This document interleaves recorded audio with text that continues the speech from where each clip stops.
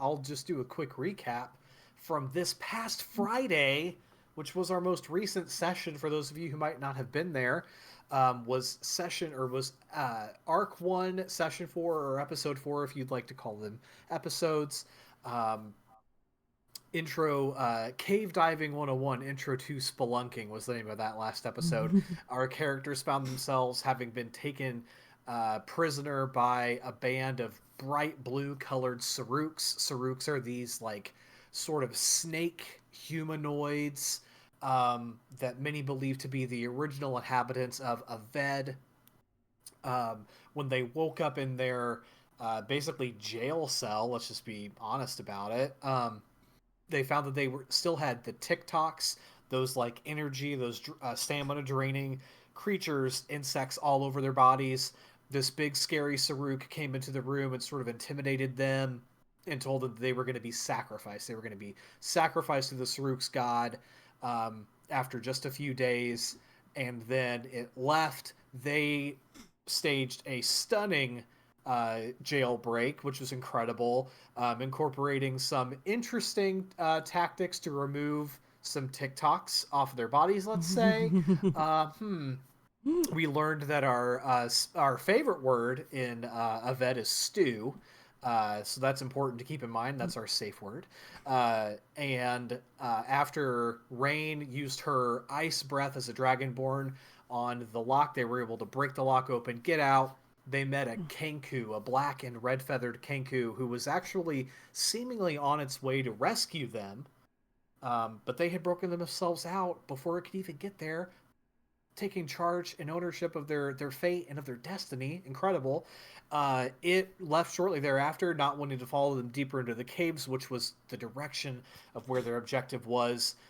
What they believed they were heading toward was another vault door, much like the one they'd seen in the very first episode in the Hex. They made it through this very tight and winding cave system, through a battle between two warring tribes of Saruks. I forgot to mention earlier that this band of green Saruks had come in at one point and just like laid waste to this cave and started fighting the blue Saruks that they had met earlier. But they were able to sneak through. They headed toward that little blue dot, or the little blue cube on their map, and eventually found it. And when they arrived there, they heard someone seemingly trying to access this door to try to get into it before them. She seemed upset.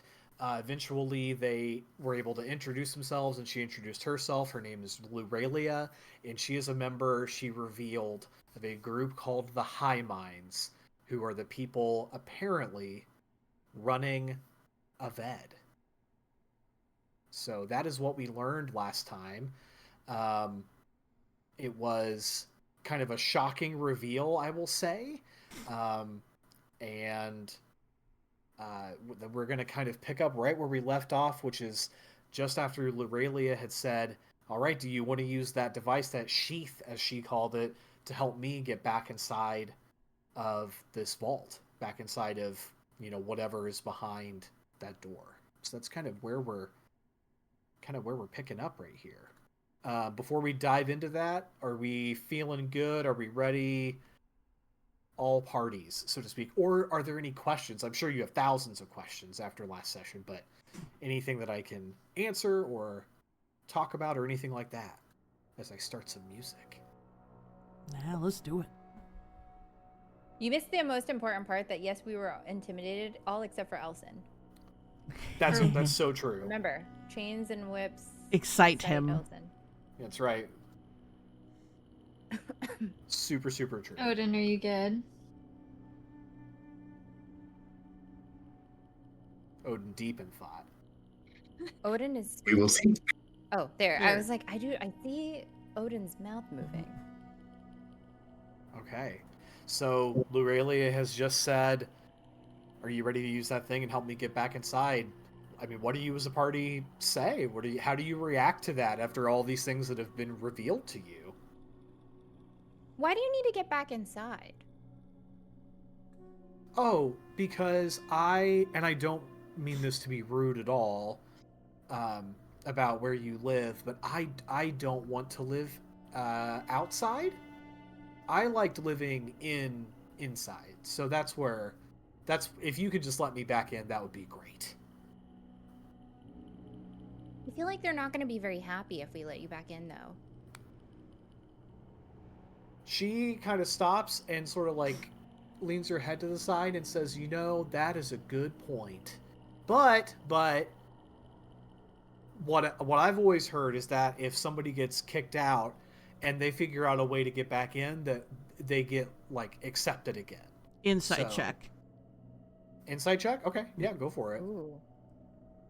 I would like to insight check that.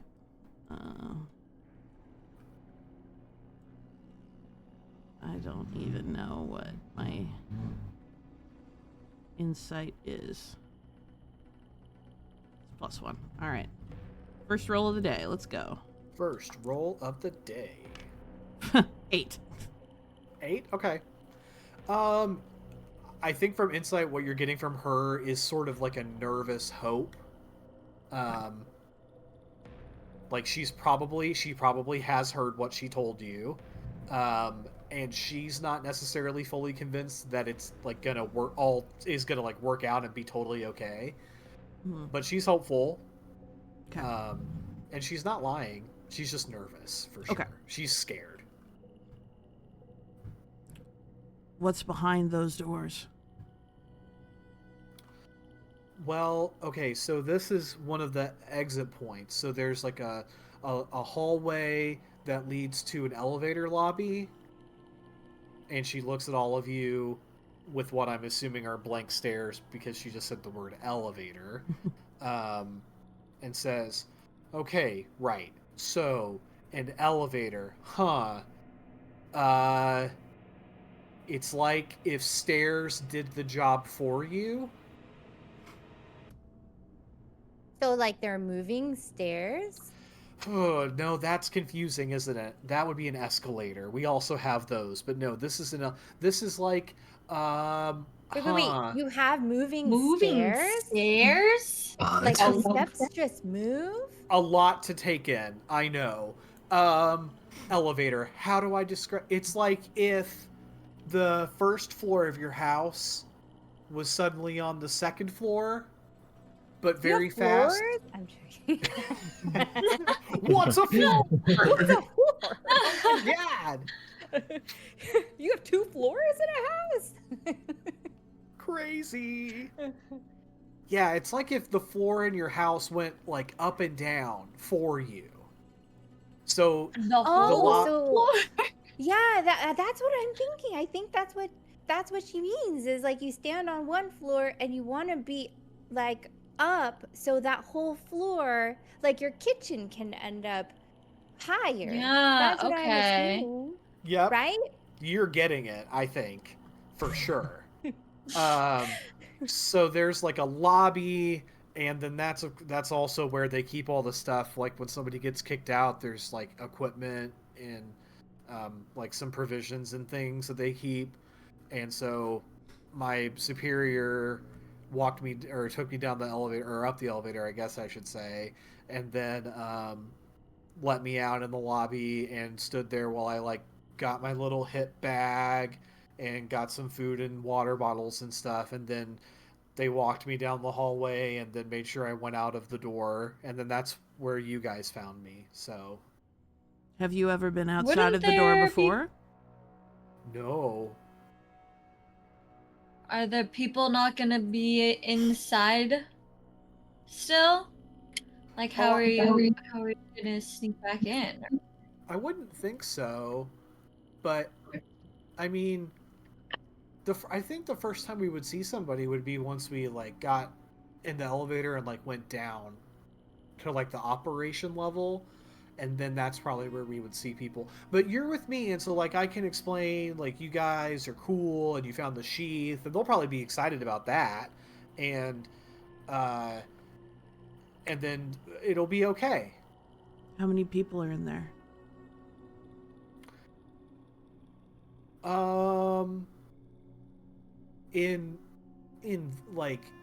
In all of it.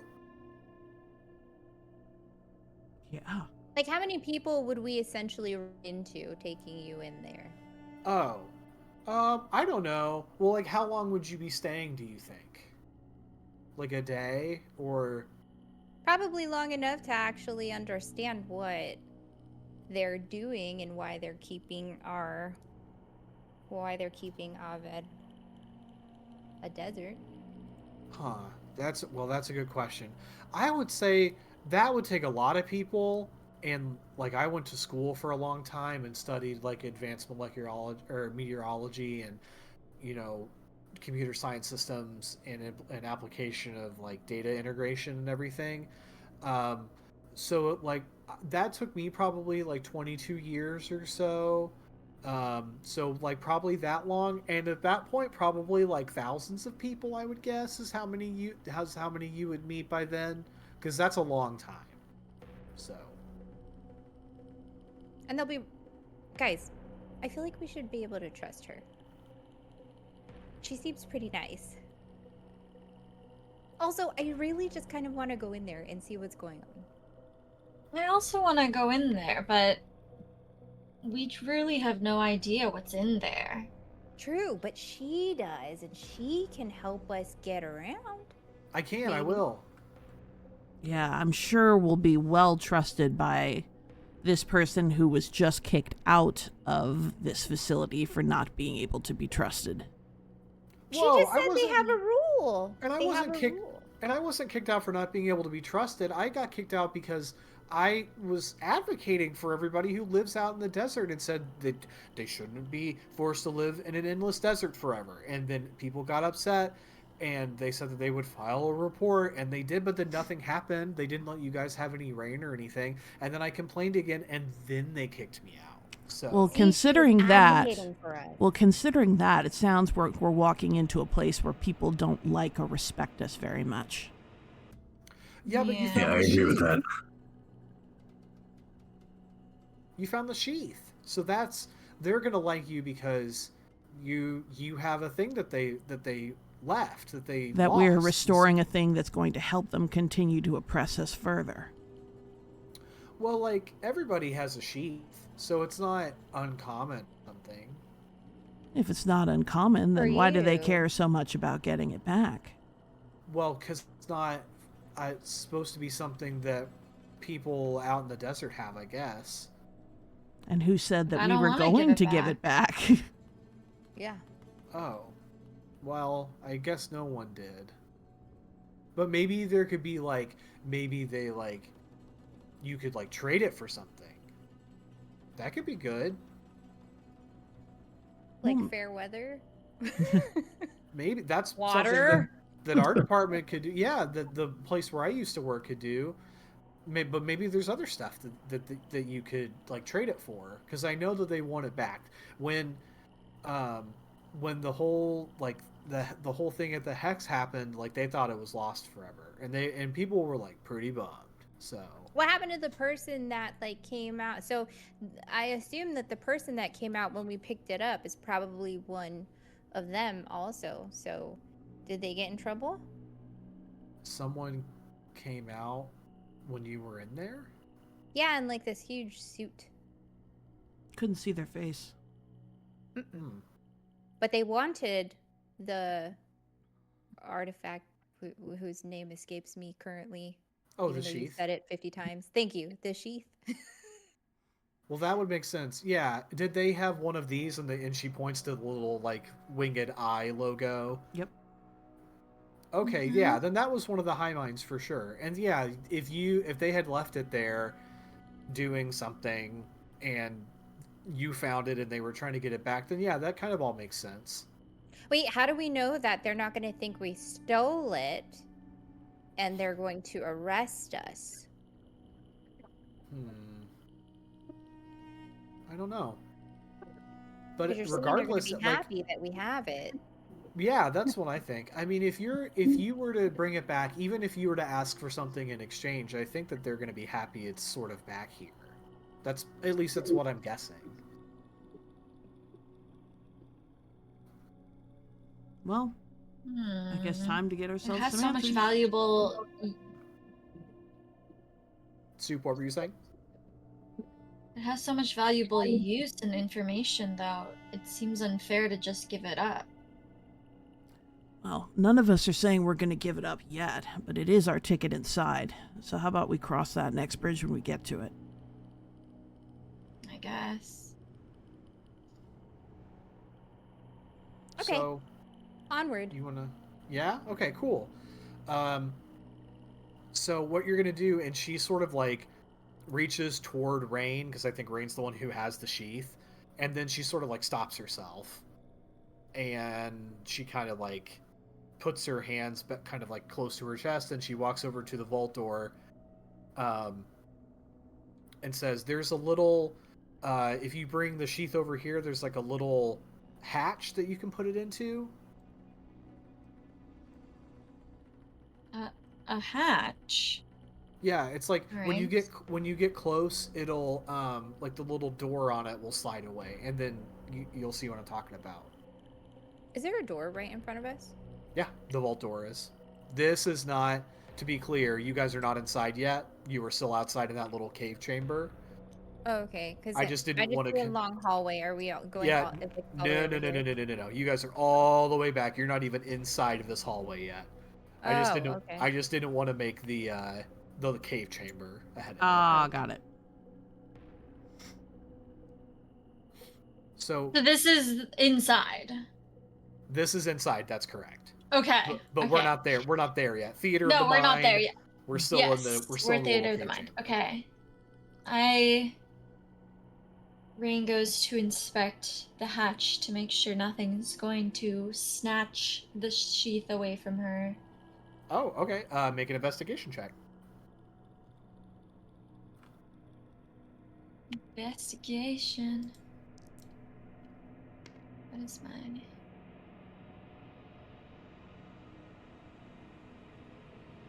Got a nat one. Oh no. Oh, no. I think you come away with like the wrong impression, which is that like it looks like it's gonna take it and keep it. I don't know about this, guys. I really I'm scared to put this anywhere out of our hands. Lurelia says, if you want to, you can actually like put it in and like keep your hand on it, and then if you like at any point if you feel like you need to like pull it back out, you can. The door won't open if you do that right away, but like if you give it a second, then the door will open and then you can take it back. But you can keep your hand on it the whole Okay. time. Alright, I guess I'm trusting you here. Go ahead and do it, Rain. If anything happens, we'll just kill her. It's okay. Oh, that's an unusual response from you, Ari. Lurelia looks over at Ari like, what? Okay. I'm just kidding. I'm just kidding. I'm not kidding. I will. Elson will growl Rain very will- low under his throat. I think that has to be an intimidation check from Ari. Oh, I think it's gotta be. Trying to intimidate, but okay. Intimidation. Oh, I have +2 to intimidation. Yeah, you're proficient in Okay. intimidation, Okay, hold on. actually. Oh, I got 5. Okay. Not particularly intimidating. No. So Lurelia just kind of like winces briefly and then goes, in her head, she's like, okay, she's not like really gonna kill me, I don't think. No. So Rain, do you insert the Rain sheath? Okay. just inserts the sheath. So much like putting your credit card or debit card into, a card reader, a chip reader, it just slots in, and there's like a little whirring sound that comes out of the sheath. You feel it vibrate slightly, and then there's like a boo-doo-boo, and the vault door whoosh, slides open. Rain hastily takes the sheath and puts it back in her. You see bag. the lights above the door once you've removed the sheath. You see the lights above the door sort of like begin to blink now that you've removed the sheath and the door is open. I'm going to look over at Tully really quick. Tully. And just kind of quietly like, Tully, is there anything that you can do to understand these doors' mechanics in case we need to get back in?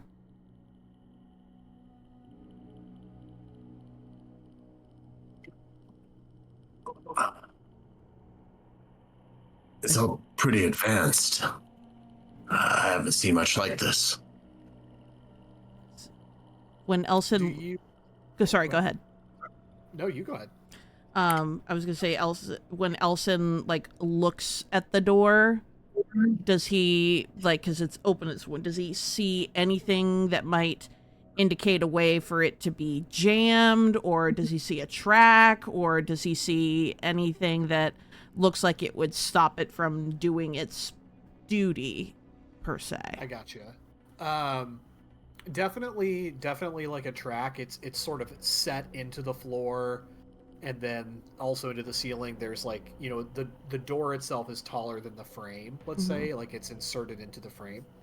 But for the rest of that, I think we've got to do either an investigation or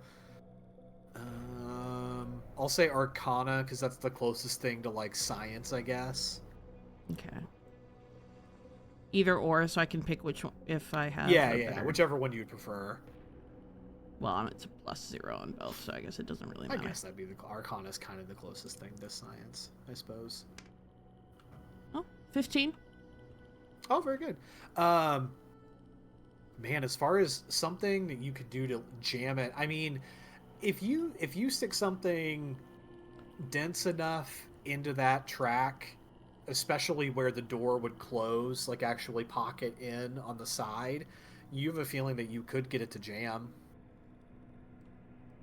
Tully, do you have anything small enough, any sort of trinket, something or other that we could put there on the tracks to jam it, just in case? It's very possible we're going to get kicked out again after this. I don't want to lose this opportunity. Are you trying to say this without Lurelia noticing? Yes. Okay, stealth check.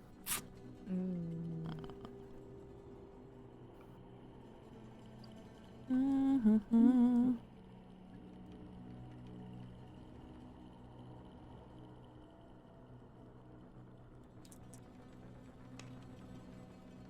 Eight. I think Lurelia kind of turns and says, I think that with you knowing where these doors are, that our connection is probably not going to stop once the door slide's closed. What do you mean? What does that mean? Well, I mean, you're saying that you want to try to stick something in there so you can, like, get back in or something, but once you're inside and everything, I think that you're going to be connected to the high-minded some way. What I'm saying is that I would bet if everything goes well that you're not going to have to jury rig a way to get back in. If everything goes well. Yeah. Well, let's hope it goes well then. I do also enjoy your positive thinking on the whole matter, Elson, thinking that we're going to get out. Gotta have a plan B. That being said, Tully, if you want to sort of, as you're going into the hall after the door, if you want to make a sleight of hand check and try to stick something in there, and if you have something in your inventory that you feel would be, you know, something that you would want to try to get into it, I can definitely let you make a sleight of hand check. I'm actually, I know this is probably echoing super bad. All my audio software just completely crashed. Is it okay if I take like a 5 real fast and like reboot everything and try to fix it so it doesn't sound awful? Yeah, for sure. Okay. And then I will stick a piece of metal in the door. I'll be right back. 1 second. I'm so sorry. You're so fine. I'm going to pause the very mysterious and foreboding music while Odin reboots his stuff. I'm going to stand up. Actually, I'm going to mix the food in my crock pot really quick. Ooh. Yum. I made homemade mozzarella sticks yesterday, or was it yesterday or was it Sunday? Sunday, I think. And I took a couple of them. Yeah, I took a couple of them out of the freezer yesterday and microwaved them and bit into one. And audience, I have never burnt my tongue worse Oh. in my life than I did Oh. last night when I bit into a homemade mozzarella stick. It was awful. Were they good though?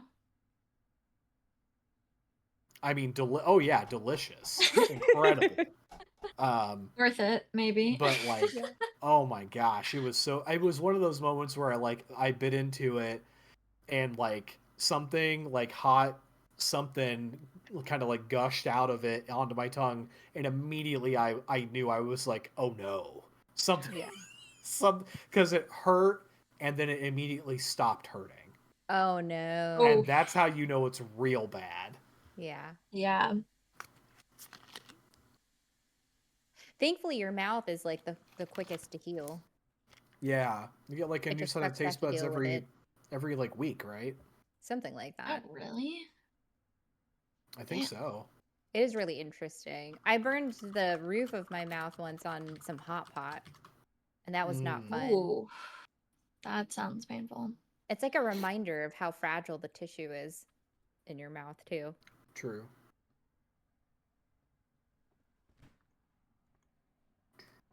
But the hot pot was delicious. So, in all honesty, I feel like it was worth. Yeah, for sure. I'm gonna ask the group, and I need all three of you to answer this. And I think I might have asked Claire this once during like an Ask Me Anything stream that she did. Mhm. So I guess we'll get to see if you have new opinions.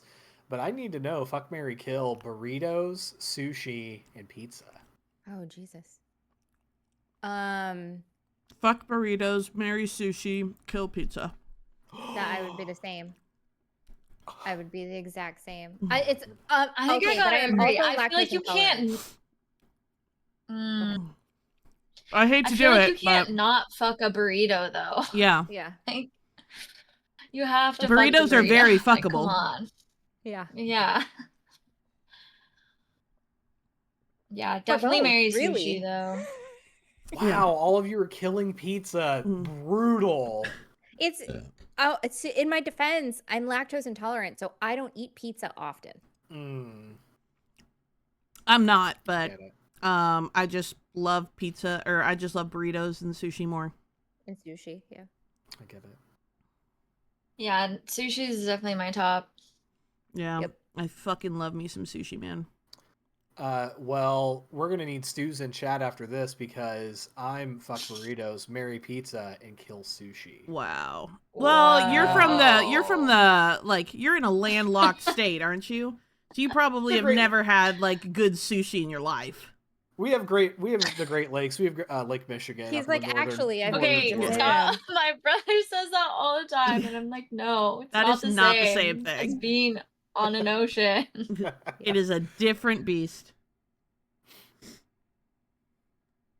I really want to try sushi in Japan. Oh, me too. Oh, That's a dream. so literally, Yeah. it's so good. Is it? Oh. It's so good. It's so good. Because I didn't eat fish for a very long time, and then I was planning a trip to Japan, and I was like, okay, I gotta start eating fish again because you have to eat sushi in Japan. Mm-hmm. And then I was like, oh my god, sushi is so fucking good. And then I came back to the US, and I'm like, you know what? Maybe I don't actually like sushi, but I think it's just because the sushi in Japan was like so good. Yeah, it's like next level. Yeah. I mean, I still enjoy sushi here though. Yeah, there are a couple places here that I like to go to. Like if I want to feel like I'm super rich and eat sushi, there's a very expensive place I can go to. If I just like need to satisfy a craving, there's like another place I can go to. So I have options. There you go. I only got to spend one night in Japan during a layover on my way to Bangkok. Oh. So we got there. We got in at like 10 o'clock at night, and then we were at the airport with them waiting to figure out what they were going to do with us because our connecting flight left an hour before we landed. Oh, fuck. So then they eventually put us up in a hotel. We slept for like 6 hours and then had to come back to the airport to catch our new connecting Your next flight flight, to Bangkok. yeah. And you didn't get Yeah. any sushi while you were out there? 0%. Did you go to a 7-Eleven at least? No, we literally got bussed from the airport to a hotel, slept, and then were bussed right back to the airport. That was it. But I got lots of delicious food when I was in Thailand. Yeah, I bet. Oh When my I lived there God. for like 3 months. Oh, But I Exciting. just want to travel around Asia and eat all the food. Same. Yeah. All of my travel is motivated by eating delicious food. Food. Yep. oh, Gonna eat my way around the world. sounds amazing. Right? And I True. just want to try anything and everything. Claire's tried Yeah. puffin. Claire's tried what? Puffin. Oh yeah, Said it puffin, wasn't that Like the great. puffin, kangaroo, and whale. Wait, the bird? Yes. Oh my Yeah. God. Did you have puffin in Iceland? Yeah, in Iceland. Nice. All three of them I had. All Oh, three of those I had in That's Iceland. crazy. Oh wow! Did you go to Reykjavik? Yeah, we were in Reykjavik. We Oh, I wanna go to stayed Iceland stayed so at an bad. Airbnb in Reykjavik and just did some adventuring there for a week. It was a lot of fun. That's super cool. Yeah, it's a beautiful country. My cousin and her wife went to Ireland earlier this year, and happy to tell you, Claire, they are still just as friendly to tourists as they were when you went. Oh yeah, the Irish people love a good tourist. They love Americans. Yeah. They think we're cute. Yeah. She said the same, and she was like, they kept buying us drinks. Oh yeah. Oh yeah. They were sad we had to go, but we had a tour of something in the morning, and they were Yeah. like, you guys are going to bed so early. Yeah. And she was like, it's 11 p.m. We have a tour in the morning. Oh yeah, no, they'll party all Yeah. night. I love them. Those crazy fuckers. He's back. Whoa! Well, his cam's back. He's just not back in Discord yet. Oh, It's- he's back. It's my dad. I hope I fixed it. Same to me. Yeah, It's it's same. the same. Yeah. Do you have like a Here. headset? Because I think I the audio don't. I coming literally through have your nothing speakers- plugged into my computer except my one microphone. No, I meant because the sound coming through your speakers is what's echoing and doing the feedback. So if you had a headset, then it wouldn't Oh. echo through the speakers and be picked up on your mic.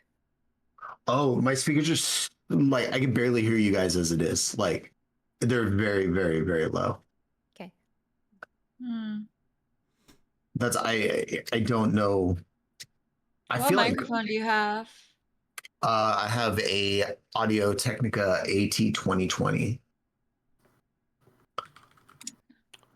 What I was trying to find is if the audio was playing from another source, like if the stream was like playing somewhere, because that's what it. Oh, it doesn't sound echoey in chat. Well, Do you guys still hear an echo? I don't hear an echo. I don't only hear an like echo. sometimes. Now it's good, actually. Yeah, now it's good. It's okay. I think so. Okay. Sometimes I think we pick up need a to little bit of an actually- echo, but I'm gonna end shared chat and start it again because you didn't. For some reason, it didn't pick you up. There we go. Could hear you on Mangoes. Yeah, see, okay. I'm still having the same issues. My voice is getting picked up by something, but I don't know what it is because, like I said, my microphone doesn't have my camera doesn't have a microphone in it. So like my voice is getting picked up somewhere on my PC and I don't know where. Like, and it's only through Discord. Do you guys want to hear a fun story? What? Just really quick. There was one time I forgot to disable the mic on my old camera. And usually what I'll do if I'm going to fart while I am streaming, I mute my mic. and I didn't realize that my camera was also still picking up audio. But thankfully, the game audio and everything was so loud that nobody heard. But Oh still. my god. Incredible.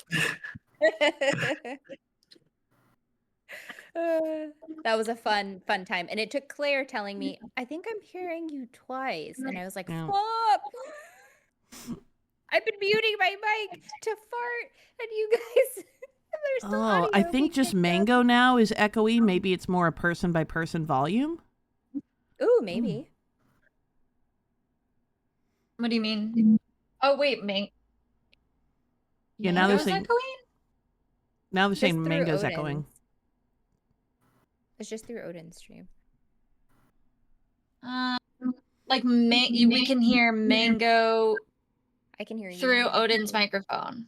Okay, now I can hear myself through Odin's microwave. Yeah. Microphone. Microwave. I see her triggering Odin. Yeah, I'm watching it right now. Yeah. Maybe your filters and stuff on your mic got reset through your like audio. That's the only thing I'm like guessing. So I'm trying to put my sensitivity up a lot more, but it's definitely like there is something picking up audio on my computer that like it does not, like, it's not supposed to be picking up audio. Interesting. Because even like the other, like when I started the session, it was exact same settings as our last D&D session. I haven't even used my computer all weekend. Right. It was very odd, but I'm just going to like mute my microphone while I don't want to take too long. So like, I'll just mute my microphone in between us talking, and hopefully it will be bearable enough when I'm We'll manage. we got doing something. I'm sorry about that. Don't worry your about audio it. software doesn't crash again. Yeah, that one was because I was playing with stuff trying to get it to stop doing this. But yeah, I'll just mute, and then when I need to talk, I'll unmute and see if that is better for everybody. Yeah, sounds good. All right, so he needs to do the stealth check then for the sleight of hand. Excuse me. If you'd like to try to slip something into the door, as I restart our spooky music. Why is there a timer all the way over here? That's just a clock. Yeah. Okay. Ooh, a nat 1. Oh, Odin. Just like real life. No. Rolling a nat 1 tonight. So Odin, I need you to look at your character's inventory really quick, and a non-weapon, of course. But I need you to tell me like what thing you were gonna try to stick in there to try to like jam up the door.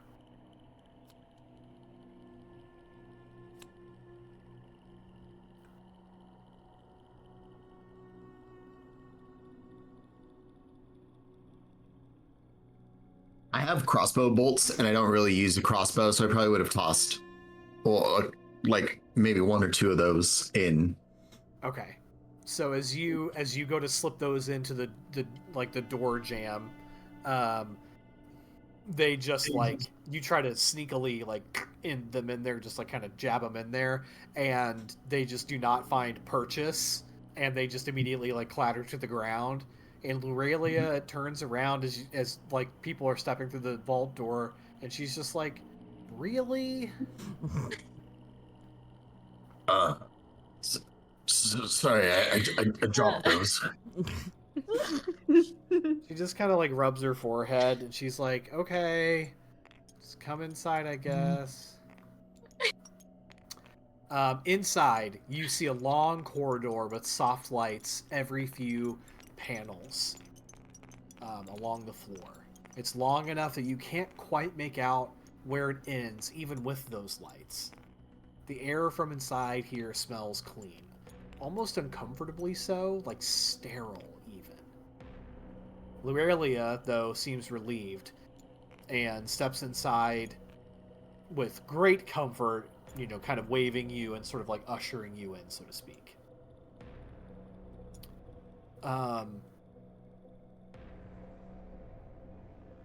as you step all the way in, you hear a soft whoosh come from behind you, and that vault door seals behind.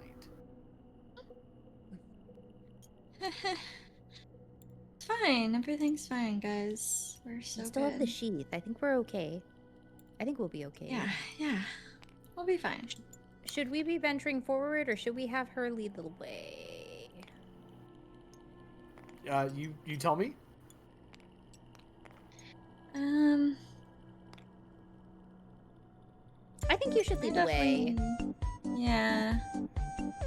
Oh, sure. I'll stay back at the back of the line. Thanks, Spin. She- Appreciate you. Immediately takes off up ahead of you. Staying close. She's not like trying to like run or jog or anything. She's just kind of walking. A short way into the corridor, the group passes. You begin to pass, or you do pass, I should say, a couple of circular scanning devices that are up on the walls on your left and right. You see them shoot out these red beams like lasers that very quickly pass over the group. And they don't hurt, like they're not like, James Bond villain lasers or anything like that. They just sort of like quickly like kind of scan over you in sort of a grid. And I need all of you to make an insight check. Well, I guess they know we're here. I'm going to move Tully up with the group as well. Insight. Do I have anything else for insight? +3 to insight. 22. Nice. 7. I am so insightful. Also a 22. Very nice. 8. 8? Okay. All right, so with our two different 22s, I will say that the two of you notice that when that light gets done scanning all of you, including Lurelia, she sort of like stops and looks surprised.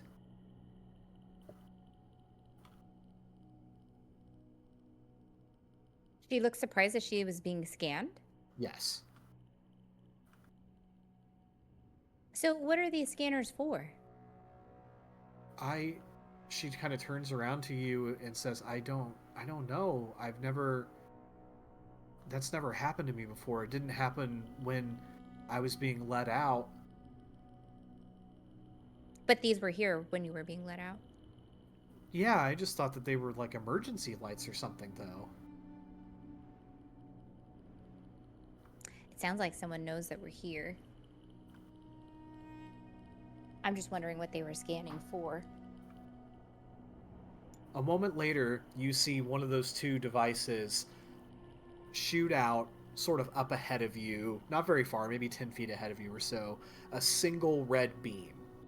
And it begins doing what we would, in our real world, call like 3D printing. From the bottom up, it's like very rapidly sort of sketching out a shape, and then it's constructing something as well. Like it's putting matter out into the world and building something. And within like just a few moments, a little robot appears in front of you. Hell. And you hear it sort of like in a sing-songy, sort of like 8-bit, like almost like arcade music voice, announce itself as Drill Buddy. My God, I want to keep him. Can I keep him? Elson, can I keep him? Let's so maybe cute. let's maybe figure out what he wants first, and then sure. You see it start to like drive around in like little circles in front of you, and it kind of like stops and it like wiggles its butt, and then it starts to drive around in more little circles in front of you, and then it like wiggles its butt, and then it stops. Oh my gosh. Oh, Harry's gonna get down on her knees yeah? and be like, "Hi, buddy. Hi." And it like plays out these like little cheerful tones, like beep beep boop, beep beep boop. Lurelia, have you Do you know what these are? Is that it's familiar to you? Lurelia is like very confused. She has no idea like what the heck is going on. And even as much she says, I have never seen one of these, but it's adorable. You know, I'm starting to wonder whether or not you actually were in here. I You don't know anything about the was. scanners. You don't know anything about this new little buddy pet that I have. Listen, I like I said, I work in like clouds and precipitation and stuff. Okay, it's not really my. I don't really do like robots. Okay. As she says that, Drill Buddy. I'm gonna move it back. Drill Buddy turns toward Airy because you're like the closest one. You said because you said you got down sort of on your knees in front of it, and it turns to you and it charges at you. And I need you to make a dexterity saving throw. Son of a biscuit-eating bulldog. Always, things I get like I'm like, oh, you're so cute, and then it fucking attacks me. Oh, I'm in range. I'm in range dice. Hold on. What am I? Which one am I doing? I'm sorry. Dexterity saving throw. Dexterity saving throw. 7. 7. Yeah, not quite enough. This thing, it whirs its little drill on the front of it, and it charges into you, and it is going to do 1d4 damage to you. Ouch. I'm like holding it while it's trying to drill me. Still want to keep it as a friend, Airy. I am friend, buddy. And it does max damage. It does 4 damage. Son of a bulldog. It like drills into your leg, just above your knee, like into your thigh, and those cute little tones it was making are now like again arcadey angry, like. Why are you so mad? Elson's just gonna walk over and try to whack it with his sword as hard as he can. Oh, for sure. Make it an attack roll with advantage. Attack roll with advantage. Let me put another d20 on there. Take the higher of the two. He just needs trading, guys. He just needs trading. So that will be a 14 to hit. 14 hits. 14 hits. All right. Yeah, go ahead and roll damage if you would. So that's 2d6 plus 2 slashing.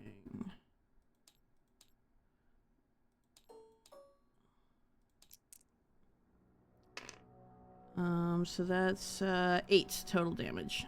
You cleave this thing clean in half, and it is dead. He's gonna pick it up, or one of the halves, and look back at the group. Anyone got room in one of their packs?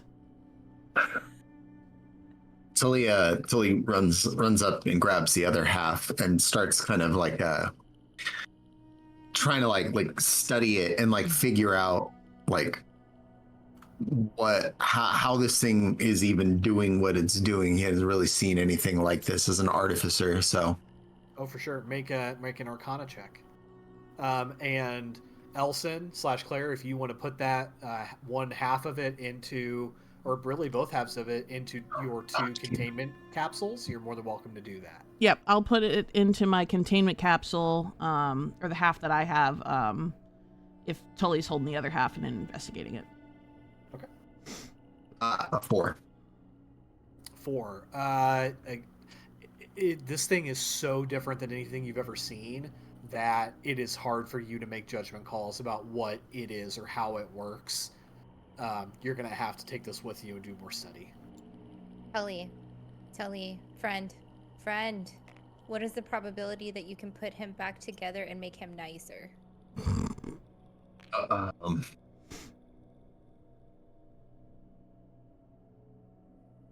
A 7? I don't know. I've never seen anything like this. But it's not impossible, right? Just tell me it's not impossible. Okay.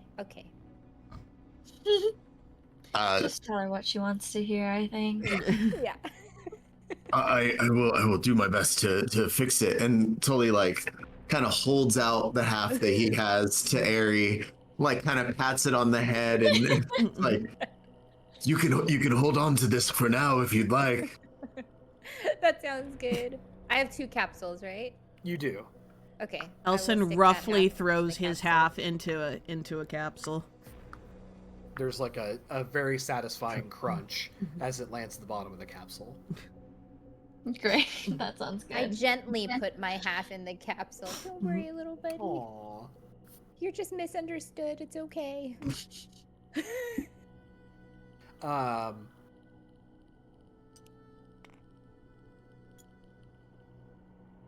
right. As you finish putting those in, those beams from the scanner arc out again, and your party is rescanned by these both sides of the hallway beams of light. As soon as it finishes, you now see along the entirety of this hallway scanners pop out of recessed orifices. I don't know what you want to say, receptacles or something like that. And there's just like a line of them every wall panel all the way down. You see individual lasers burst out of each one, and at the far end of the hallway begin to construct something much larger than Drill Buddy that you saw just a moment ago. Let's fight. This landing in front of you is Drill Daddy. Of course it's Not Drill me! Daddy. I'm joking. I'm not gonna do that. It's roughly 8 foot wide. Drill begins to spin with devastating speed at the far end of this hallway, as its light that it throws reveals that lobby back behind it and the doors to the elevator. I need everybody to roll initiative. Heyo. Guys, when would be the appropriate time to yell stew? I would say now. You said that. You didn't say this was gonna be. 9. 16. Wait, what is that? 13.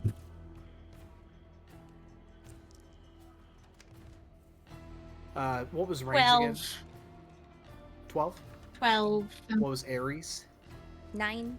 9. And I heard 16 from Elson. Joel Daddy got a 15.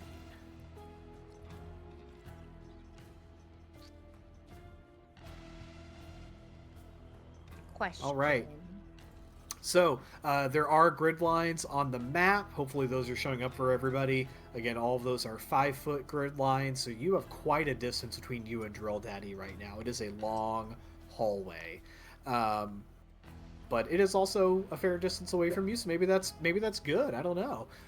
Elson, you are up first. Let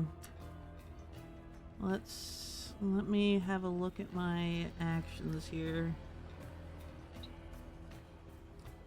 I am going to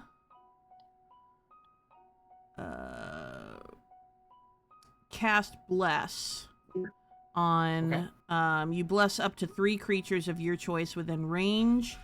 Whenever a target makes an attack roll or a saving throw before the spell ends, the target can roll a additional d4 and add the number rolled to the attack roll or saving throw. Great. So Elson then is going to look over at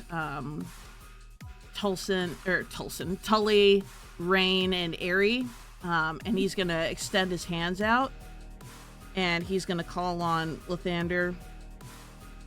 Morning, Lord. Be with us on this strange, unexpected new journey. And he's going to cast Bless. So yeah, now y'all get, whenever you make an attack roll or a saving throw before the spell ends, you can roll a d4 and add that number to your roll or saving throw. Nice. Okay. Nice. Wait, to every move or To your attack, Just to your attack roll. So when you roll to attack, and then if there's any saving throws. I'll try to remind you when there's an opportunity that you can use it. okay.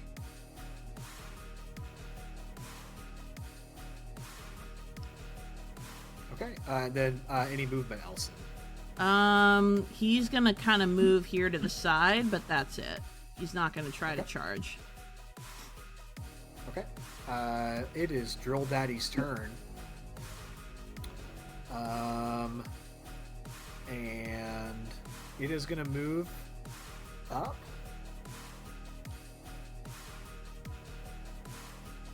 So I gotta be careful with this because it's so big. 5, 10, 15, 20. And what you see is along the sides of it, the little little bays kind of pop out on the left and right of its like main body, and very similar red lasers begin to shoot out of those, and each one of them sort of like lands on each one of you, again not dealing any damage, but it is using its lock-on ability. And that's going to be it. That's all it's doing for its turn.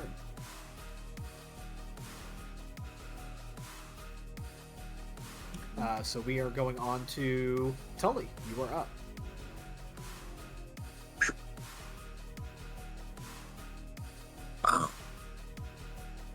Does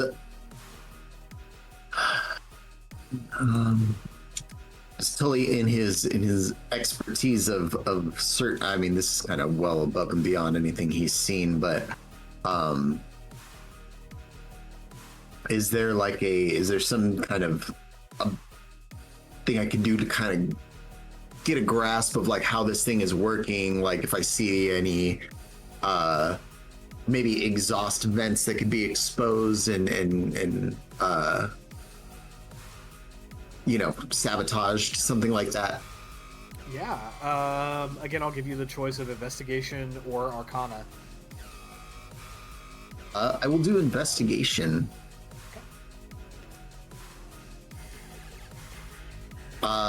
13. Yeah, I mean, you see kind of out of the top and back of it, like back behind the drill, there are definitely vents of some kind, but they're not releasing smoke. It looks like steam. Okay. I will take a shot at it with my gun. I will throw a bullet very quickly at it. Okay. I will cast gun, he says. I cast gun. I cast gun. Emmett Silk style.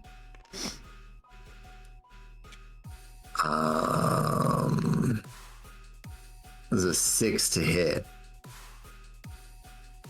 And what's the range on your pistol? It is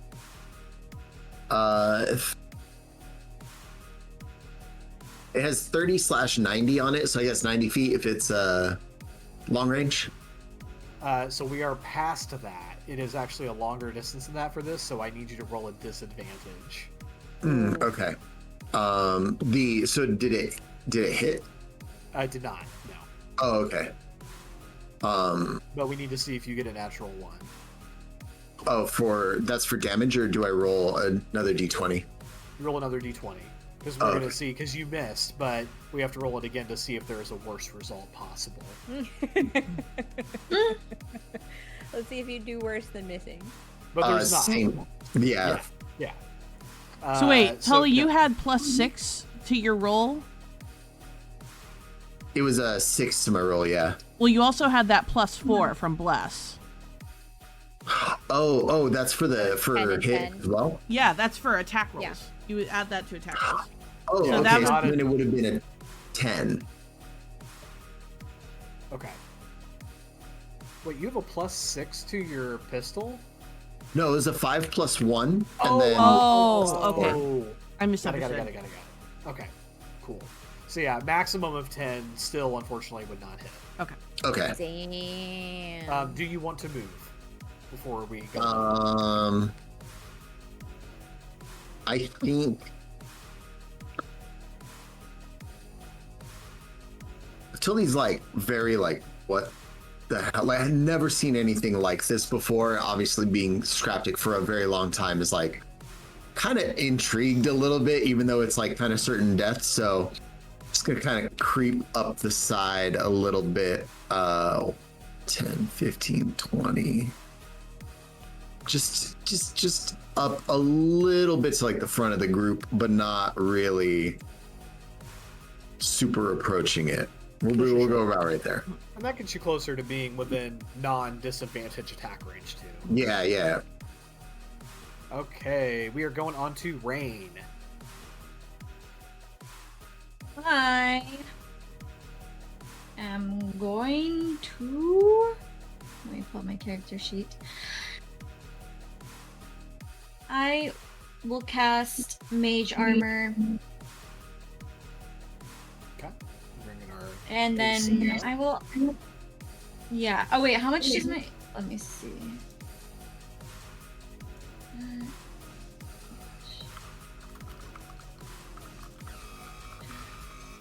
I'm digging this music. Yeah. Thank you. Good fight You music. found it. 13 plus dexterity, which is 1. So I have... My AC is on. Okay.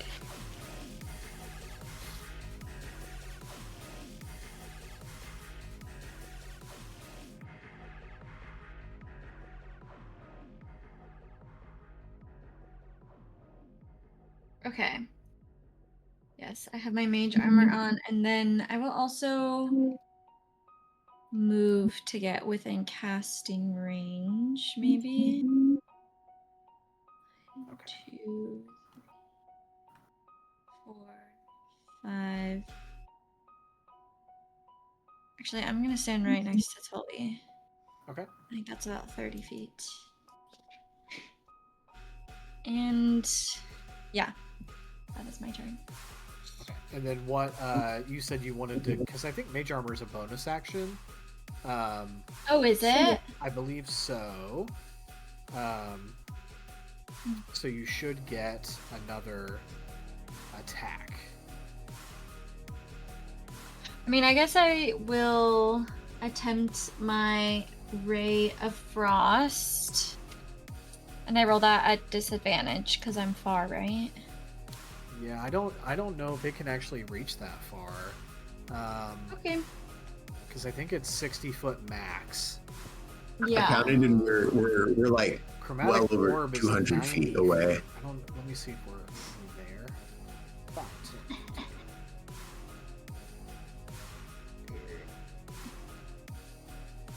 so not quite. The I'm going to do my little ruler thing.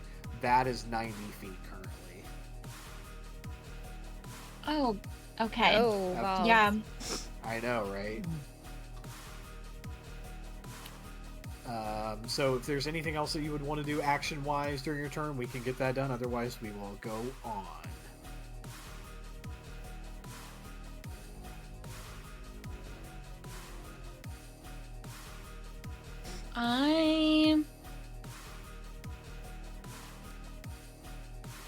You do have, if you want it, and I'm not saying that you need to do this or anything, but you do have Fog Cloud.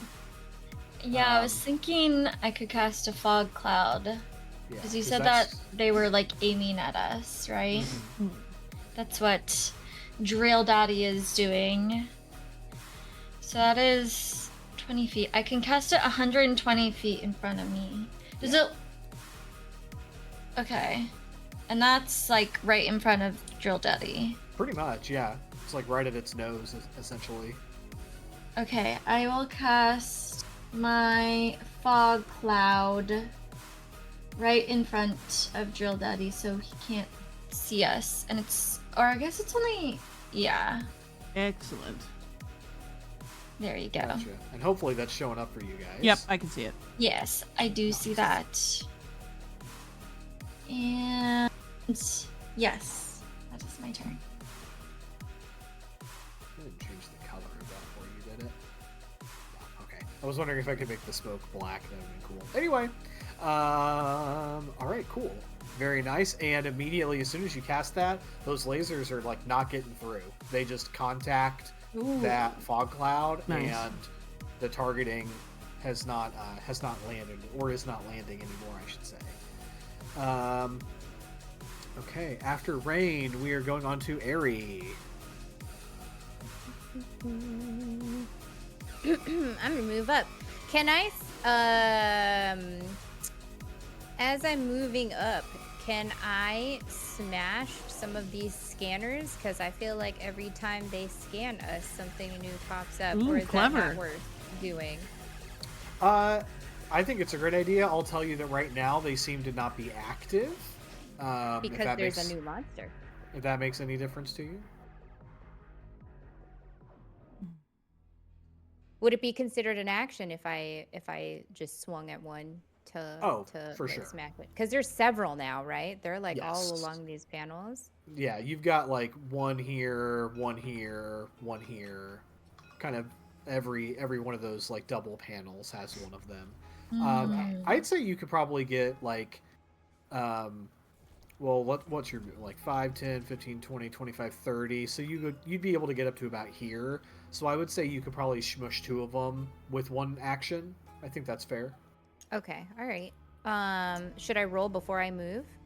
I don't think so. I don't think To, this like, needs to smash be a 'em? roll. I No? think Okay. no. I think you're these are not mobile and they're well within your reach, so you just like psh, and then run up and like psh, another one. Perfect. And yeah, they just And then they just die. yep, I'll even do a little boop. I'll just drop them on the floor right there for you.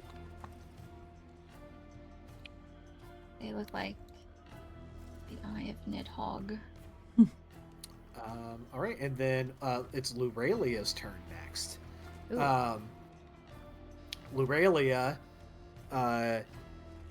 reaches into her little hip bag and pulls out a bottle of water, and she takes a drink, and then she runs over behind Elson. Incredible. And that's her turn. Good job. Yeah, she did it, I think. This is how I die, guys. I'm just like She rushing casted up because Hydrate. She cast Hydrate. She cast Stew before ingredients. She cast Quench. Elson, you are up. Lurelia is cowering, terrified, beyond consolation, beyond consoling. She is cowering behind you. He's gonna I guess I'll ask if I can do this, because I guess with every DM it's different. Are we allowed to, can I, if I turn around and ask her, do you know what that thing is? Like, is that gonna count as an action, or? No, that's a really short question. Okay. And so that's a free action for sure. Okay. So he turns around and asks, what the hell is that thing? And she's just gonna like look up from you, her water bottle shaking in her hand, and say, some kind of excavation robot, I guess? I don't know why it's here. So Elson then saw what Ari was doing. He's going to take a page out of her book and he's going to slash at the lasers as he makes his way forward. Gotcha. Also, I want to point out, I was looking at my character sheet earlier, and I didn't realize this until just now, but Elson as a Leonin, his walking speed is 35. So I actually get a teeny bit more walking speed. So I just want to make sure that that's okay with you if I take 35 in my movement. Yeah, of course. Okay. That lion stride. That lion stride. So he will take out this sphere. How many spheres is he going to see on his march forward? 5, 10, 15, 20, 25, 30, 35. You'll get up to here. I'm going to say 2. Okay. So then he slices those and then gets closer. There you go. So, drop those guys off. Okay. You know, Lurelia, it doesn't seem like they really want us in here. Just a thought. Or that even they are welcoming to your return. She Or just our presence? she just shakes her head and says, I guess they think we're intruders or something. I don't know. And we are going on to Drill Daddy's turn. Oh, shit. Oh boy. Unless, Elson, there was anything that you wanted to do. No, nothing else. Okay. Does Drill Daddy have disadvantage because of the fog? That's a great question. So, you see those lasers or you don't see those lasers because of the fog anymore. But what you do hear is, and then several small explosions all happen from within that cloud of fog. Oh dear. And Drill Daddy is going to move. Oh, I thought maybe he just shot himself. 15, 20. Oh, he's so creepy looking in the fog. It landed on the fog square. Oh no! Oh, The fog is really in the middle, just to be clear. But that's where Drill Daddy, you just can begin to barely see the front of its drill, and it's like whipping that fog around in like a weird horizontal, like whirlpool tornado kind of a thing right now. But that's all that it can do. And we are going right on to Tully. Man.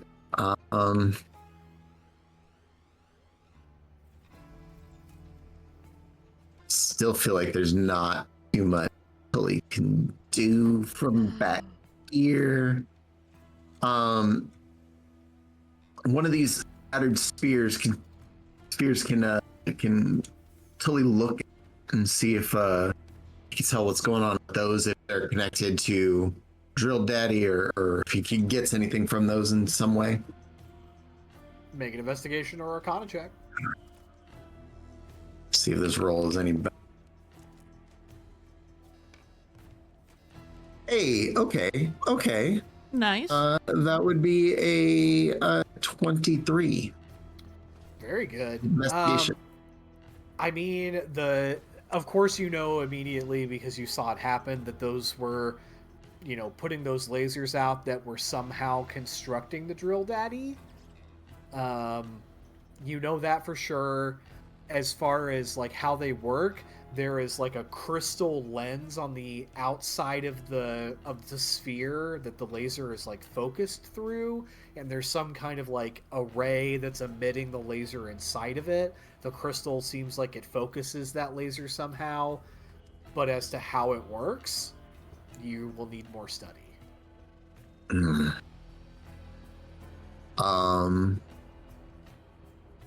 that count as my action? Yes. I have an idea. I don't know if it's a good idea, but I have an idea. Mr. Because Krabs, she has an idea. because Drill Daddy is basically a giant replica of Drill Buddy. I'm wondering if I can hand over my canister to Tully. Tully can take a look at the construction of Drill Buddy and see if there's anything, like any weakness point within it. And then at some point when we have a turn, maybe we can throw Tully on top of Drill Daddy. Wow, to toss the disable dwarf. him. Wow. Well, because he's I the don't most, know he's if the most throwing technical Tully would- person. You know what I mean?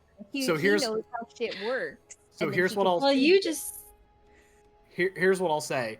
I think that's a great plan. I think it's a really great idea. You have to figure out a way for Aerie to communicate all of that to Tully, either as a free action, which is like 10 words or less, or you're going to have to use a turn and an action to tell Tully what you just came up with.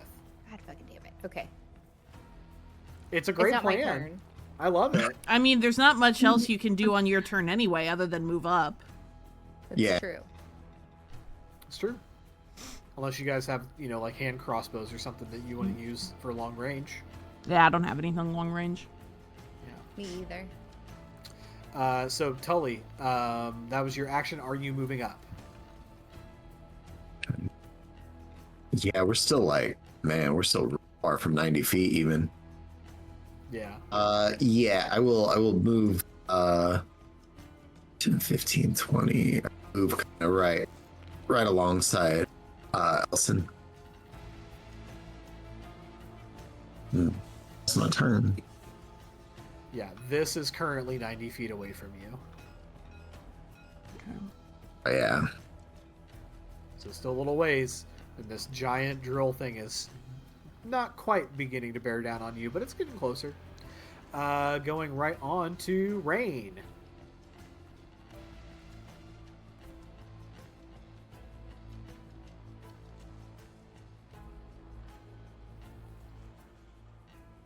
Okay, I don't know.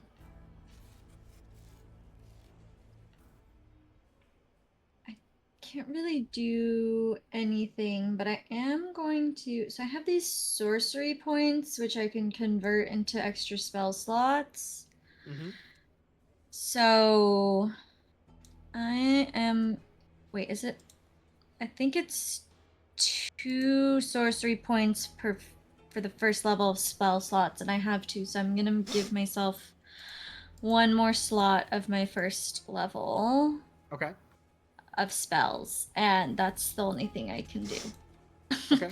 Do you want to? And then I'm gonna move. Okay. Yeah. 1, 2, 3, 4, 5, 6. Got it. It's 30 feet. Alrighty, moving right along. Going on to Aerie. Okay, so if I ask him a question, it would be a free action, but if I toss him my capsule, that would be an action. My general rule for it to be a free action is like 10 words ish or less. So whether you're asking him a question or telling him something, if you can do it in like around 10 words, I'll count that as a free action. If it's any longer than that, then you know, explaining something needs to be the full action for the turn. What if I toss him the capsule and just say, Tully, find a weakness, and just toss him the capsule? I'm fine with it being an action because there's not much I can do right now. Yeah, no, I think that's great. Okay, so that's what Aerie's gonna do. I'm gonna look over at Tully. I'm gonna say, hey, I'm gonna say Tully, so he looks at me and doesn't just miss the whole toss. And I'm gonna toss my capsule and say, look for a weakness. And then can I still move? Yep, absolutely. Okay, perfect. Wait, where did I start? Here. 5, 10, 15, 20, 25, 30. I don't think I'm close enough to slash any other thingy things. Yeah, any scanners. You would be, but we'd have to use an action for it, and you just used it to toss the thingy. Okay. All right, Lurelia's turn. Lurelia is shocked that the rest of you are heading toward the giant robot, but she seems like she doesn't want to get left behind. So 5, 10, 15, 20, 25, 30. She's just right behind Tully, sort of cowering as best she can. And she puts her water bottle away, and I think out of her pack she pulls out like one of those like little like flint like fire starter stick things that you can like make a spark with, and she's like, ha. And that's what she You're does. cute. So That's cute. adorable. She's like, yeah, I'm strong and scary and stuff. Watch her be the one that takes this thing down, though. That'd be really funny. That'd be crazy. Going on, we are up to the top of the order with Elson. Okay. Elson's just gonna keep moving forward, and do the same thing, slashing against the lasers on the wall as he makes his way forward. Love that. So I don't know how many you would hit, but 5, 10, 15, 20, 25, 30, and 35. So he'll get. I think you're gonna get one. I think it's gonna be right there. Oops. You're good. Yeah. Oh, he's leaning. Oh, there Yep. we go. All right. I believe that brings us to Drill Daddy. Yep, Drill Daddy is next. Okay.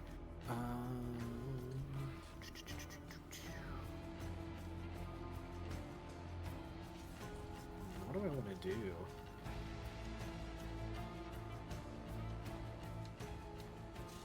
All right, it's going to use. So let's talk about special attacks that certain creatures and characters in D&D can do. So there are these are not legendary actions; those are a different thing. We might talk about those later. But some attacks in D&D are really powerful from creatures, and so what they have attached to them is what's called a recharge. So when they're used initially, it's sort of like they're already prepared, and then for that creature to be able to use that again, they have to roll a 5 or a 6 at the beginning of their turn. If they roll a 5 or a 6, then they get a recharge of that ability, and they can use it again if they want to on their turn. So in this case, because it hasn't used this ability yet, it's going to use it for the first time. And then if I want to do this again, I'll have to roll a 5 or a 6. On a d6, to be clear. It's a d6 roll, a 5 or a 6. So it's a pretty small percentage. So it's going to use Steam Blast. Drill Daddy can release a blast of steam and launch itself forward, inflicting damage on anyone in front of it within 30 feet. And it launches itself 40 feet forward when it does this. So you see those vents on its back like build up steam and build up power, and then it just launches itself. So it's going to go 5, 10, 15, 20, 25, 30, 35, 40. And then from its middle point, if you're within 30 feet, 5, 10, 15, 20, 25, 30, so not even close, you would have been affected. But basically, it's just launched itself forward.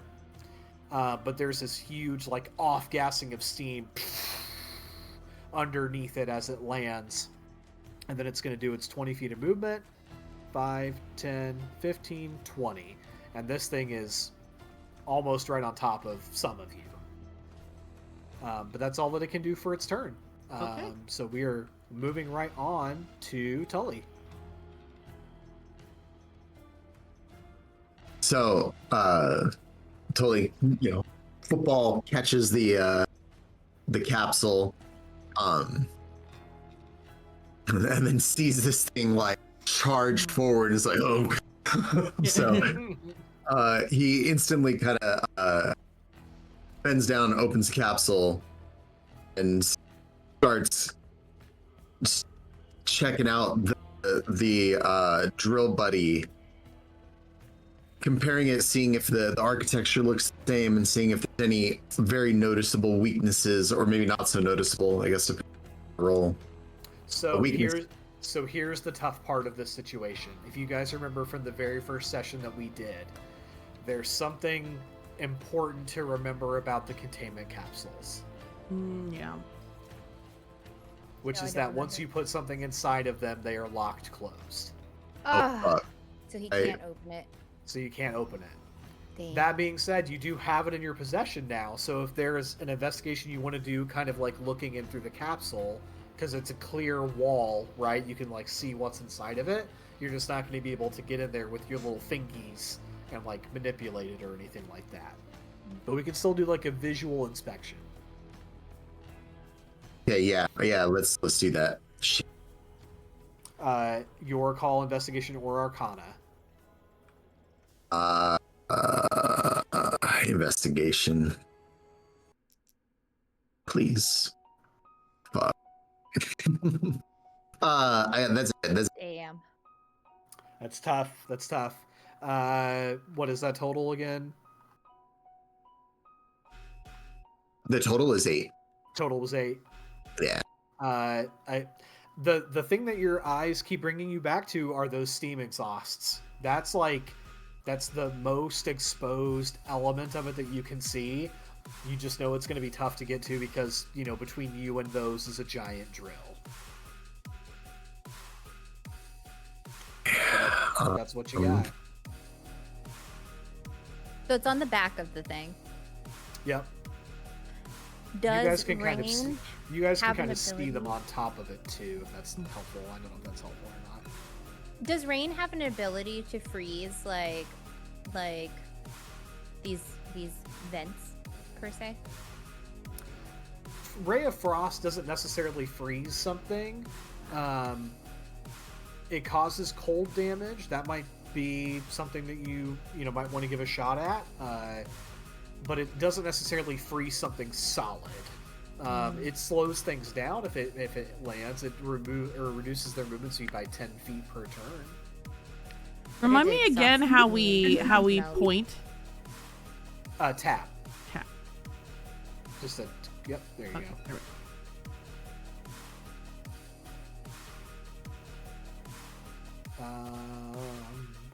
Okay. Tully, are you moving before the end of your turn?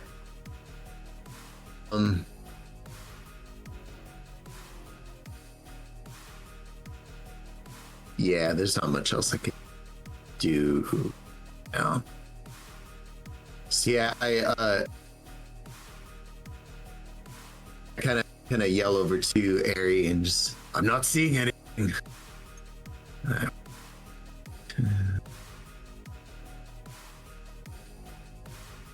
I will move 30 feet. Okay. Alright, we are going on.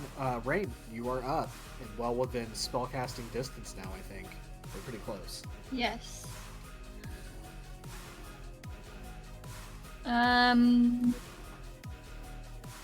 Rain is going to cast Ray of Frost, aiming, you know, she's got a clear shot right in front of her, trying to slow down the drill.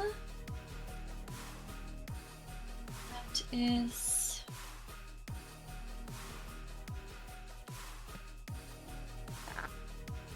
roll. That is a 23 to hit. Ooh. Oh yeah, nice. that definitely hits. Heck yeah. Alright, and then I also...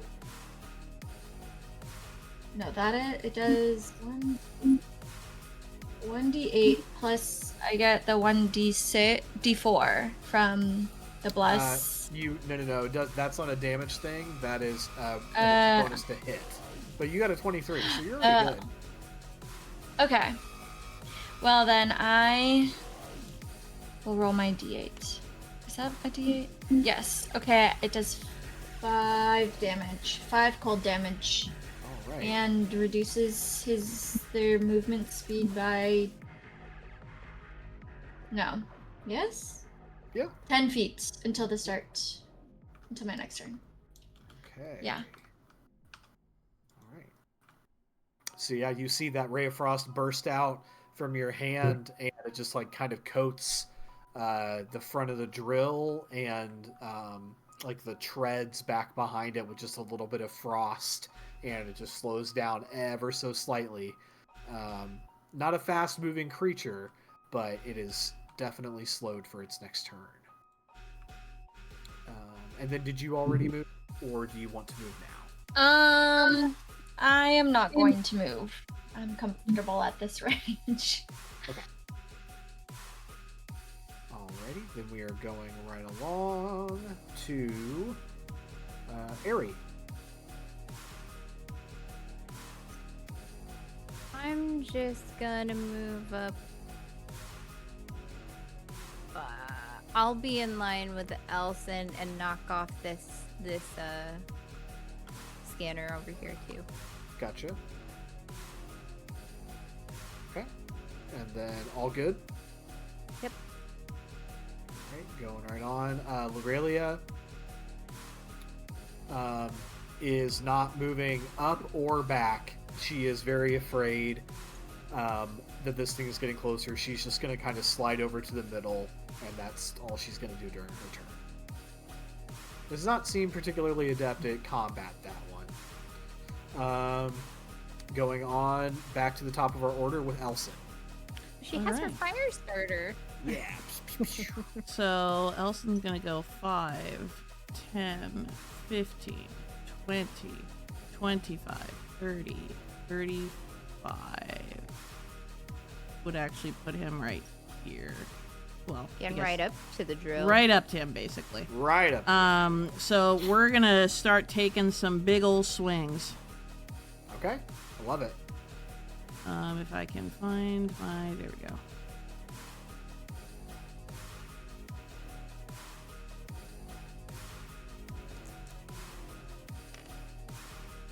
Well, that sucks. That is an 8. As you bring that great sword in a big arcing slash to hit what I'm guessing is probably the drill itself, it collides, and you, as that like vibration radiates through the sword into your hands, you realize that whatever this drill is made of is extremely dense and extremely tough, and your sword doesn't even make a dent. Okay. Elson's gonna look back and, just hitting it's not gonna be enough. Yeah, but you hit the actual drill part. I wonder if the body is gonna be the same. Well, we'll see. Going right on to none other than Drill Daddy's turn. It is going to pop out those little bays on its side again, but without the lasers this time. It's not aiming with its lasers first to use its lock-on ability. It's just going to fire its missile barrage, which were all those explosions that you guys heard earlier. I need... oh no, it needs to roll to hit. So, this is for all of you against your ACs, of course. That is a 12 to hit. Doesn't hit Nope. me. Does Miss. not hit. Does not hit. Okay. Oh, I gotta roll for. I gotta check Lurelia's. It does hit Lurelia. Okay. So, Lurelia is taking. What is that? She's within range to be hit? Oh yeah. Oh.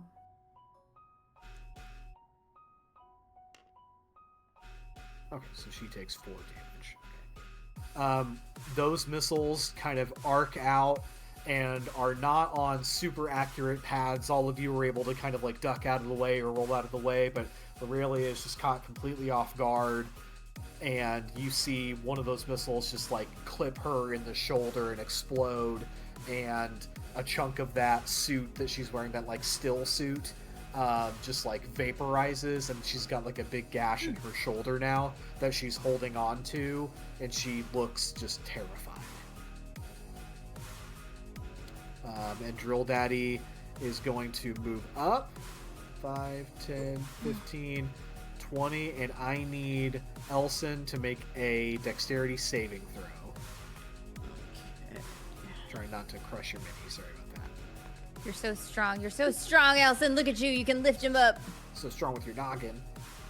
So strong with your noggin. My rolls have not been great tonight, though. 8.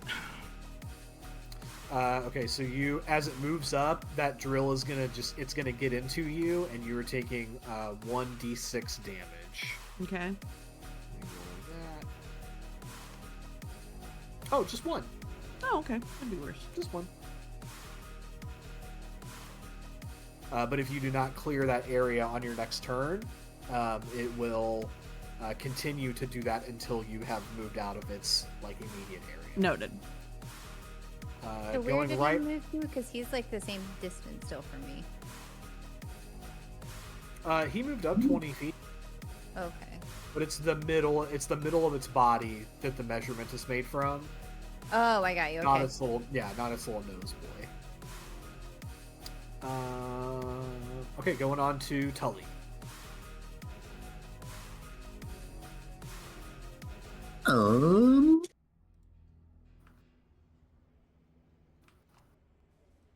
I will move up. Too close. 15. Where would I, if I'm gonna shoot him, where would I like measure to make sure I'm within 30? Basically to the middle of its body. So up to about here, I would say. So I move up a little bit. Because right now you're like 45 away. Yeah, okay. So that would be the rest of my movement. Okay, I will Tully will move up and take aim those vents that gonna this cast steam is gun. coming from. Yeah. Casting Okay. gun at those vents. So what I'm going to Casting say gun. is, since we're rolling to hit like a particular thing on it and not just like it in general, I'm going to raise the difficulty of that shot by a couple of points. So I'm basically going to give it like AC +2 is what you have to be in order to like hit that particular thing. Does that make sense? Yeah, I do have that +4 still for the bless, right? Is that for a while or is that what one roll? That's until the concentration ends or the spell ends, and I think the spell lasts for 10 minutes. So you got all kinds of time. Okay, cool. I have a technical question. So if he hits, so if he rolls to hit, but it's too little to hit that one particular thing, but it was enough for the AC not +2, does that mean that he hits it in general, or he just misses completely? Yeah, I think he hits it in general. He just doesn't hit that particular thing he was going for. Nice. Okay. That way, there's a little grace. Baked Yeah. into it. See how this roll goes. Okay. Rough rolls tonight, everybody. Rough rolls I know. tonight. Plus But it happens. 1, and then plus another 4, so 9. You got to roll the 4 though. You have to roll the 4. Oh. For the It's blast. not an auto 4. It's Okay, a so 1d4. what do I roll? You got to roll a 1d4. 1d4. Okay. Oh, to find out how much you're blessed. Correct. Oh. Yeah. Bless. Sure. So Sorry, that what was again, that? Owen? so it'd be a 7 total. 7 total. Yeah, unfortunately does not hit either one of those thresholds. So you fire and the pistol just glances off with the drill. Dang. Does Oh, not find a Chloe. purchase, unfortunately. But we are going on to Rain. Yes. I'm going to cast True Strike, and that gives me advantage on my next turn. Okay. I don't think you need to roll anything to activate that. Just kind of auto happens, I do believe. Yes. And then I'm actually gonna... Where is it? Maybe... Oh, I think I know what you're teeing up. I'm just gonna step back a little bit. Okay. Like, right in front. Oh, Of as you Lurelia. step back and step in front of Lurelia, there's like this relieved like sigh / huff from her as you do that she's like happy that somebody's stepping in front of her. I may not have much more armor than you, but I'll do my best. Okay, all good? Yep. Before we go on to the next turn, let's talk about legendary actions, everybody. So legendary actions are a particularly delightful and fun thing that usually boss creatures do in D&D games, where they get to take an action in during a turn or in between turns other than their own. So these actions are like a dragon using its breath weapon when it's not its turn or something like that, breathing fire in the middle of a battle or something like that. So this is sort of akin to that. It's not something that they can do very many times necessarily, but it's something that they can only do when it is not their turn. So this isn't an action that they can do during their turn. So Drill Daddy is going to use its legendary action, which is called Cattle Catcher. Boy. Drill Daddy lowers its cattle catcher down to the ground and pushes it outward, shoving everybody in front of it backwards up to 60 feet. And then it retracts that cattle catcher back to its body and raises it up again. So you see this, the thing that you see on the front of trains, that like diamond shape, pointed shape, kind of lower down, and it is going to push everybody in front of it that is within 60 feet. It's going to push you back to 60 feet. So, starting with Elson, 5, 10, 15, 20, 25, 30. It's just trying to kick us out. 50, 55, 60. And then everybody else is going to get shoved back that same distance if they're closer. And then it pulls that thing back to its body and like raises it up again.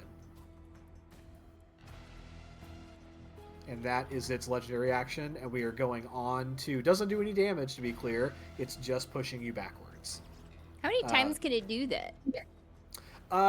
Usually, if it's like a really high level boss, you could theoretically do it, I think, several times.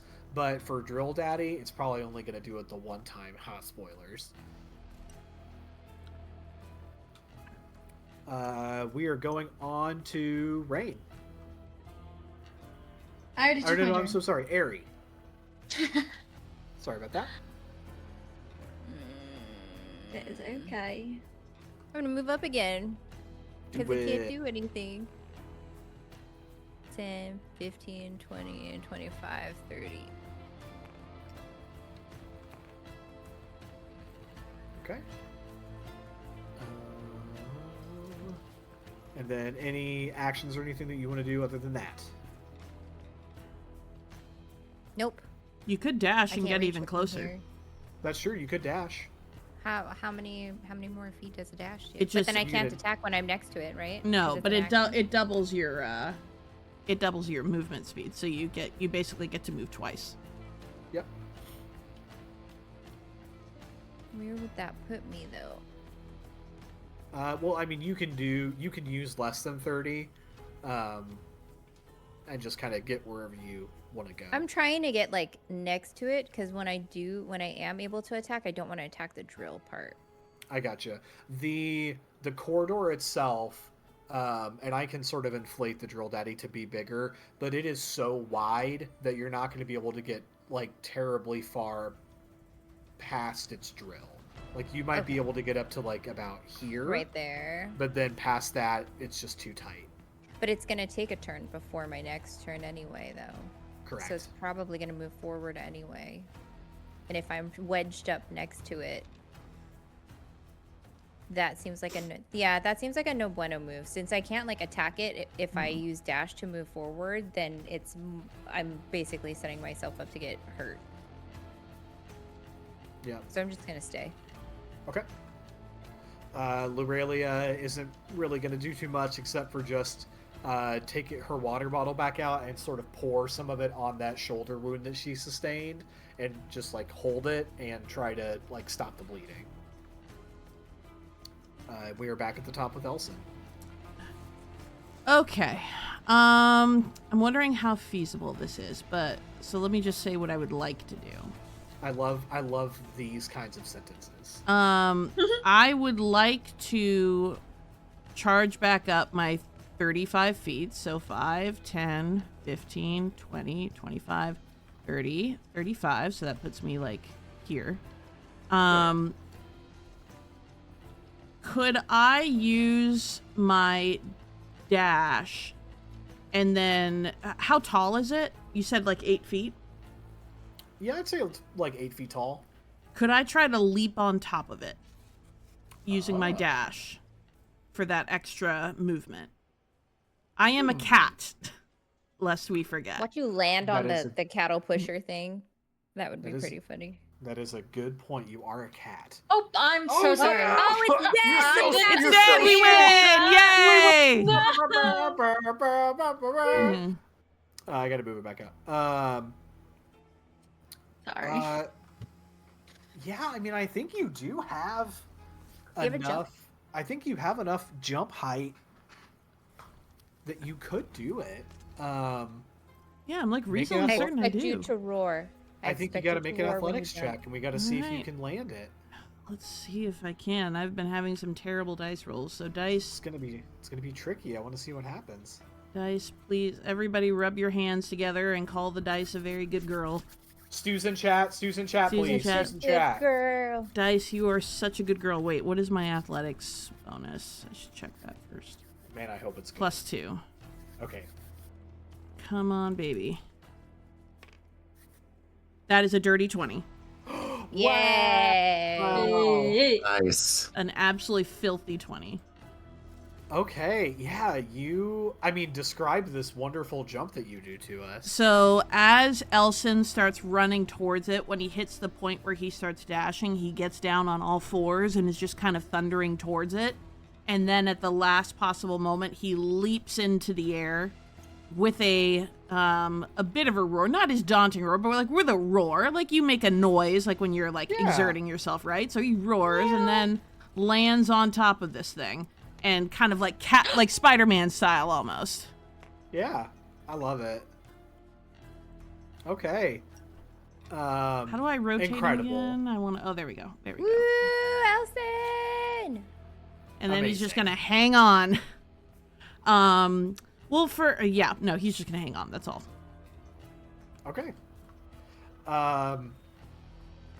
It's Drill Daddy's turn, and Drill Daddy is gonna move up 20 feet. One moment. That's 5, 10, 15, 20. Not quite onto the right spot for Aerie to get auto drill damage or anything yet, but we are very close, so just keep that in mind. And let's see.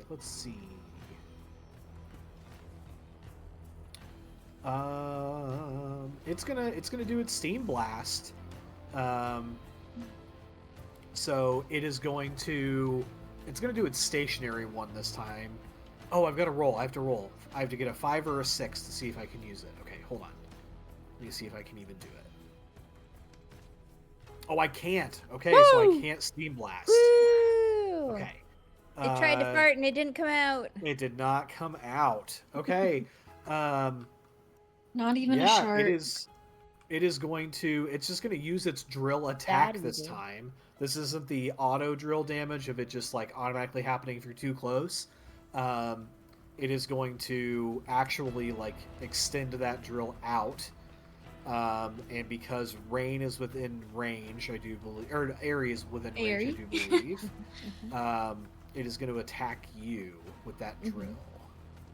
Let's see what it gets. What does it get as a bonus to that?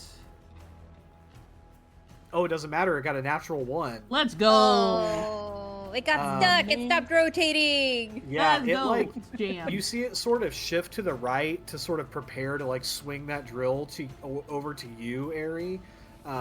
It's right, your left, and it like clips the wall and kind of like gets stuck in the wall with its drill temporarily.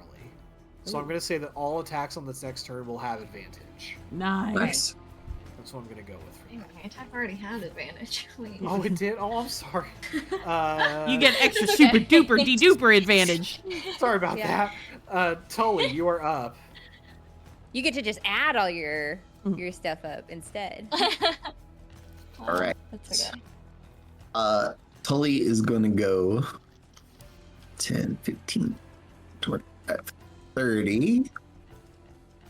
And then I'm gonna pull out my rope that I have in my. I'm gonna yell up to Elson and go, Elson. I'm gonna toss the rope up. Do that one more time. We lost all of that, Odin. I'm so sorry. Really? Yeah. God. Oh, I heard it. Hear me okay? Oh, I missed it. I'm so sorry.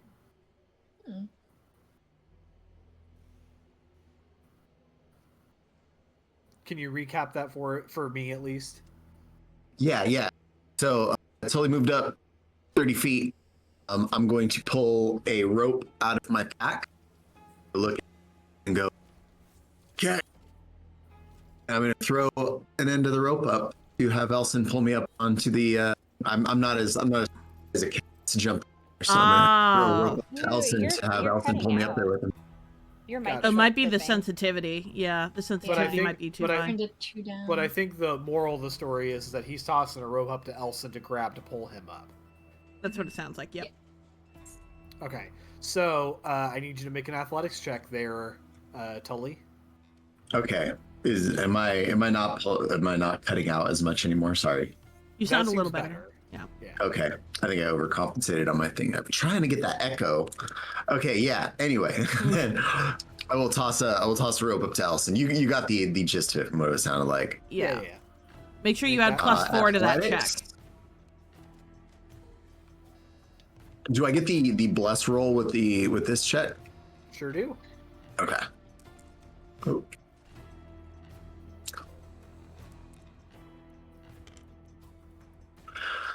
$10 plus 1 would be 11, and then let me see what my Bless. Hey, Boy. 15. I think that's more than good enough. Let's go. I need Elson to make a matching athletics check to catch the rope.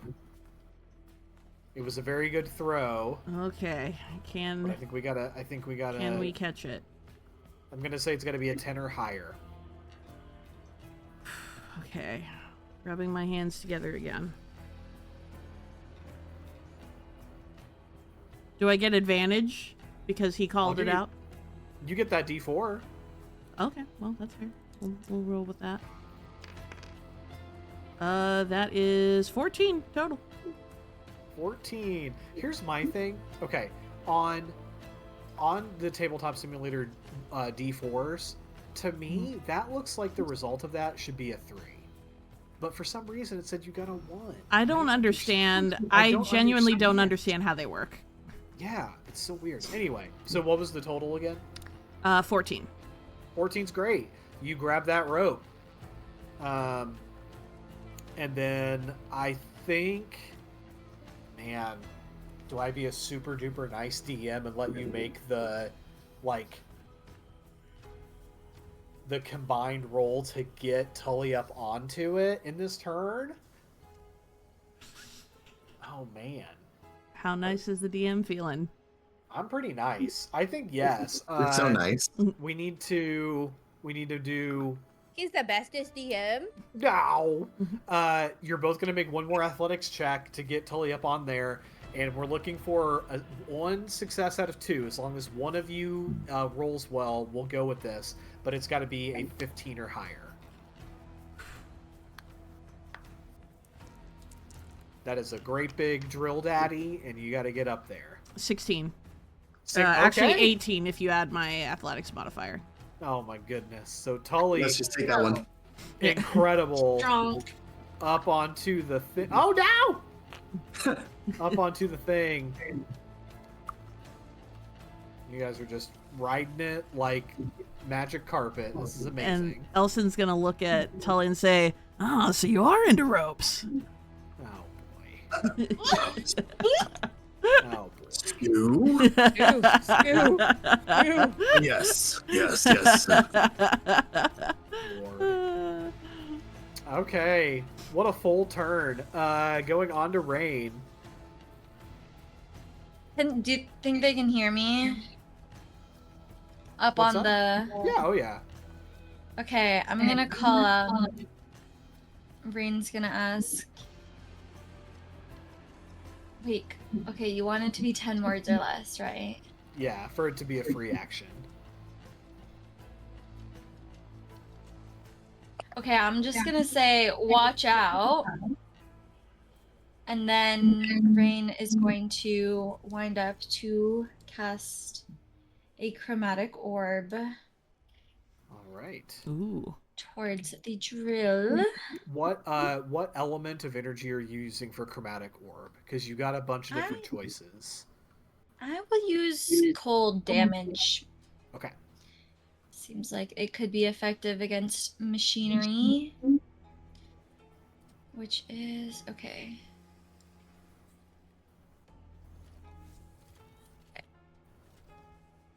20 plus a d4.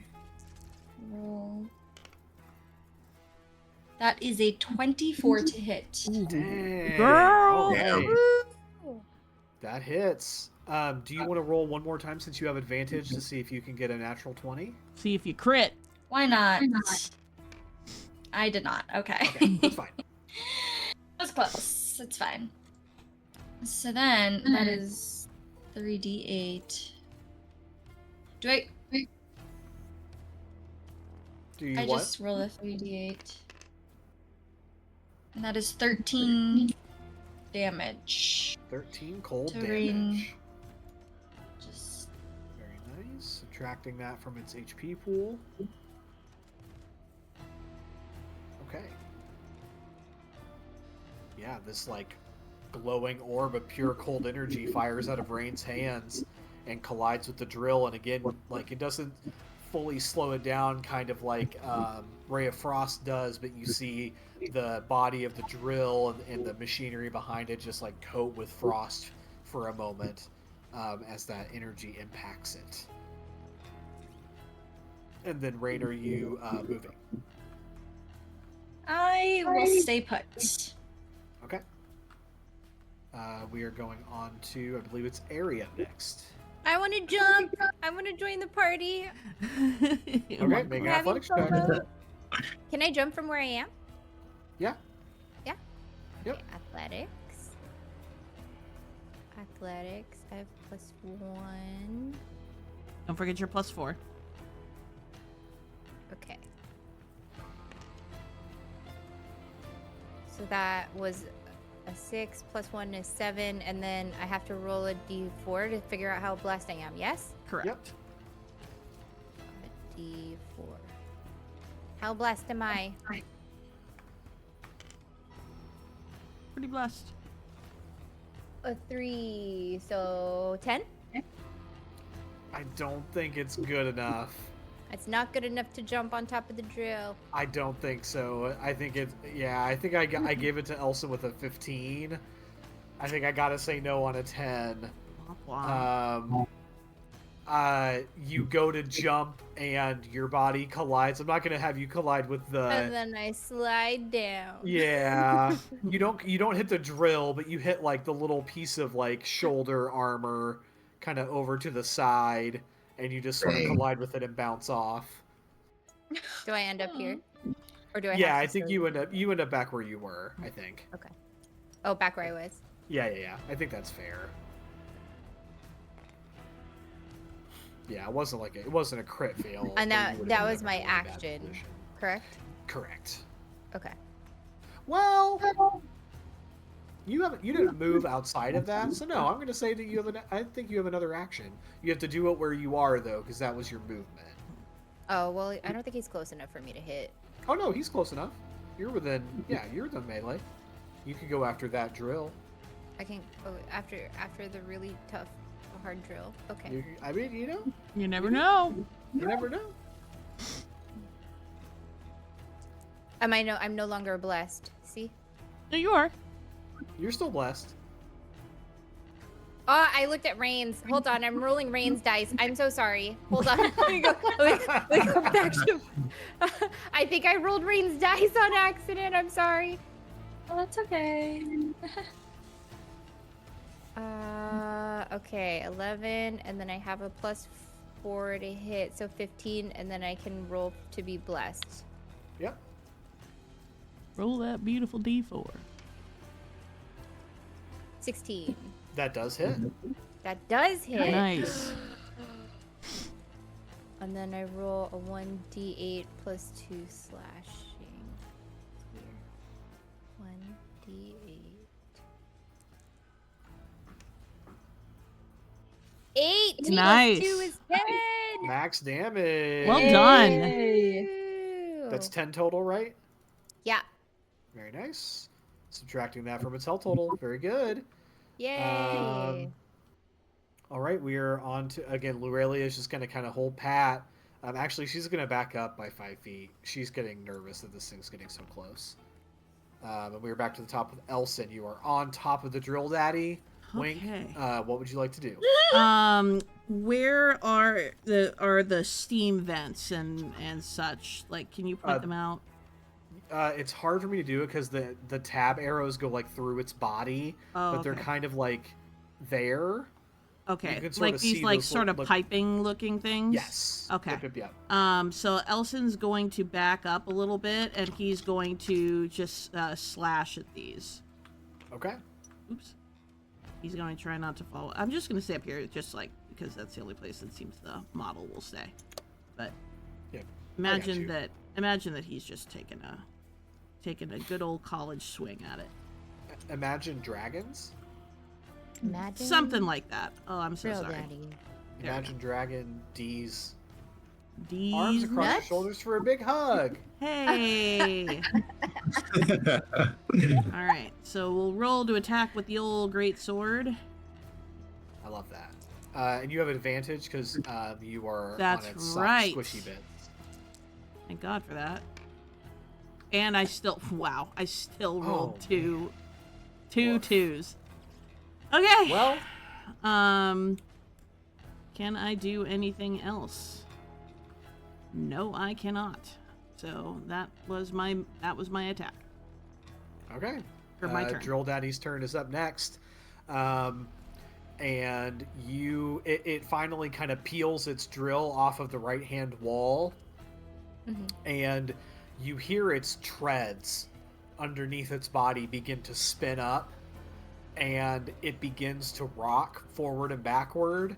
And then you see it pin that drill into the ground. And it is going to launch Tully and Elson out back in front. So it is going to launch you two basically back to here. Wait, Not quite all the way out there, Where did I go? Oh, there I am. but it's going to launch you all the way back there. And then it's going to move up its 20 feet. 5, 10, 15, 20. And Airy, I need you to make your dexterity saving throw. You're going to get that little side drill damage. Let me go to my dice.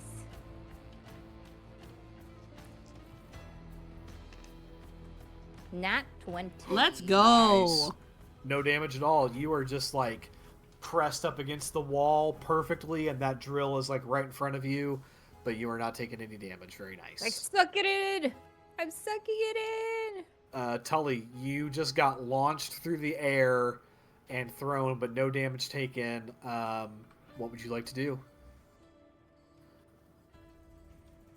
I am going to look at the group and sort of look behind us at the door to get out of here and kind of yell out like, I think we should take our losses and escape. And I'm gonna move back to Lurelia. Oh. As you do that, Tully, I need you to make a perception check, please. Perception check. Perception check.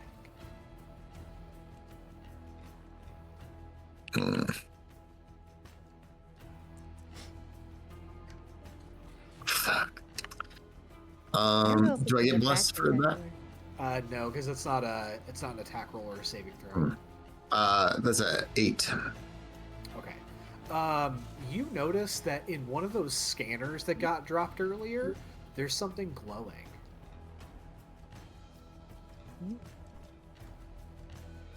Am I within grasping range of that? Not quite. You're gonna have to get like at least up to here to grab it.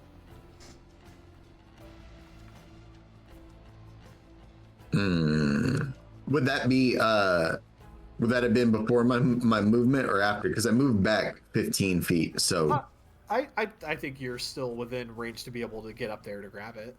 okay. You Well then, maybe yeah. noticed it like on the way past, and then you were like, and you like kind of Okay. went back. Yeah. So I double back and go and grab that.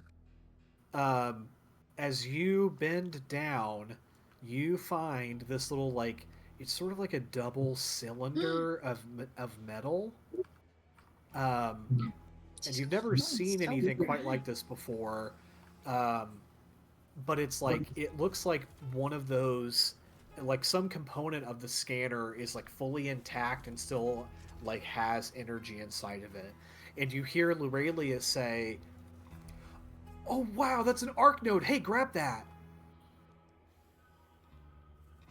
Okay, I pick it up. What does it do? So many things. I'll tell you later. Grab it. Can you put it in your pack or something? I can't put it on your mini. I'm so sorry. I'm trying. I'm trying. Would it not maybe be useful against Drill Daddy? She says, "No, not really a weapon thing. Other stuff. Just grab it." All right, I will put it in my pack, and I think that's it. That's all. I think that's my turn. Okay. Are you putting it in just your pack, or are you putting it in a containment capsule? No, I'm putting it in a pack because it sounds like we're going to need to use it soon, and I don't want to get locked out again. I got you. Okay. Going right along, everybody, to Rain.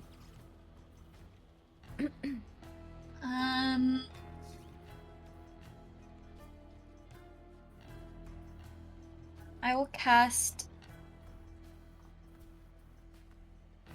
True Strike again. Okay. So I can roll with advantage on my next turn as well. And I will maybe just step back 5 feet again. Okay. It's my turn. Going on to Airy.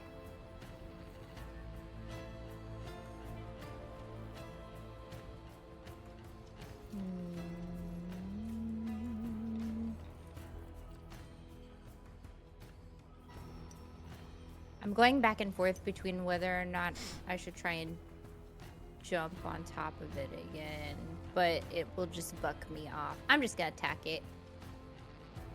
Okay.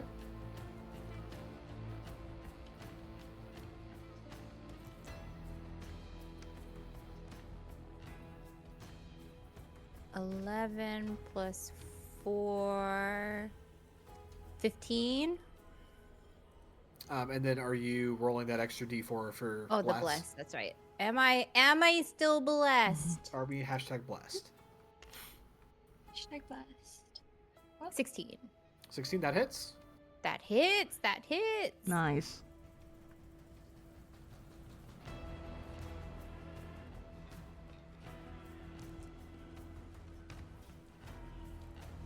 Three plus 2 is 5. Okay, 5 damage. Big Daddy takes 5. I mean, sorry. Drill Daddy takes 5 damage. Wrong franchise. Wrong Daddy. franchise. Wrong game. Okay, cool. Are you moving after that? If not, you were gonna need to roll to avoid taking drill damage. I am going to move. Does he get an opportunity attack? No, not like that. 10, 15, 20, 25. I'll move right back here. Okay. All right. Lorelia is next, and Lorelia is in full retreat. She is dashing 5, 10, 15, 20, 25, 30, 35, 40, 45, 50, 55, 60, and she is shouting to your group, "Everyone, please, let's get out of here. This thing's gonna crush us." And that's all she can say with it, without it being a free act, or with it being a free action. Back to the top of the order with Elson. Elson goes, "Oh no, you don't get rid of me that easily." Is he close enough to swing where he's at, or do I need to get a little bit closer? You need to be another 10. Okay, so 5, Up to 10. there. All right, and then he's going to take a big old swing. Okay.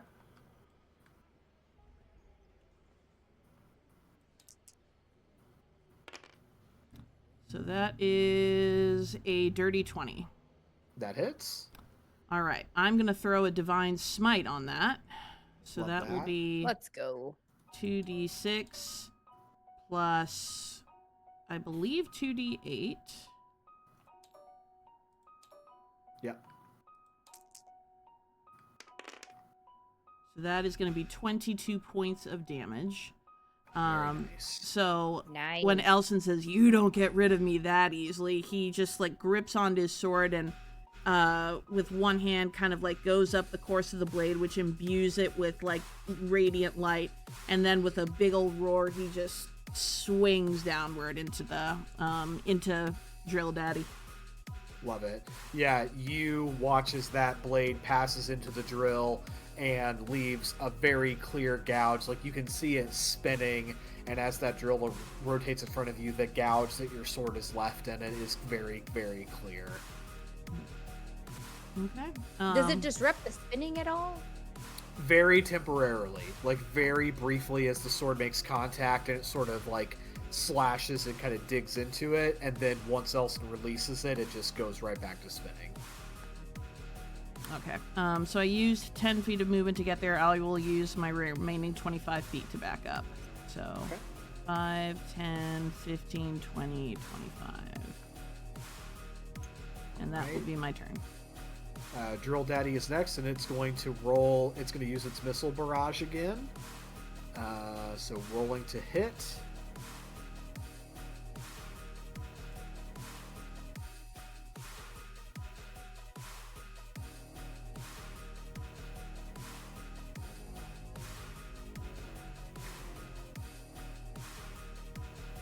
Sorry, my DM dice just like disappeared.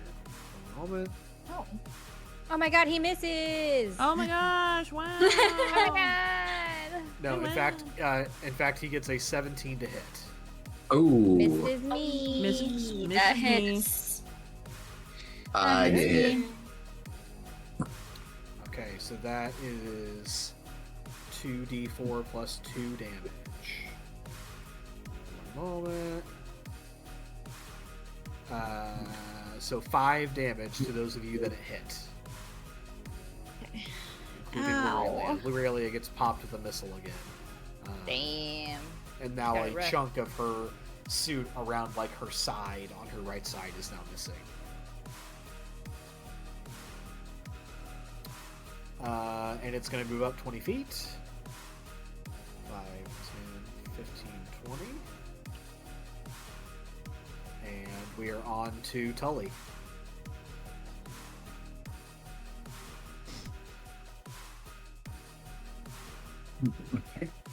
That was took a good chunk. Tully will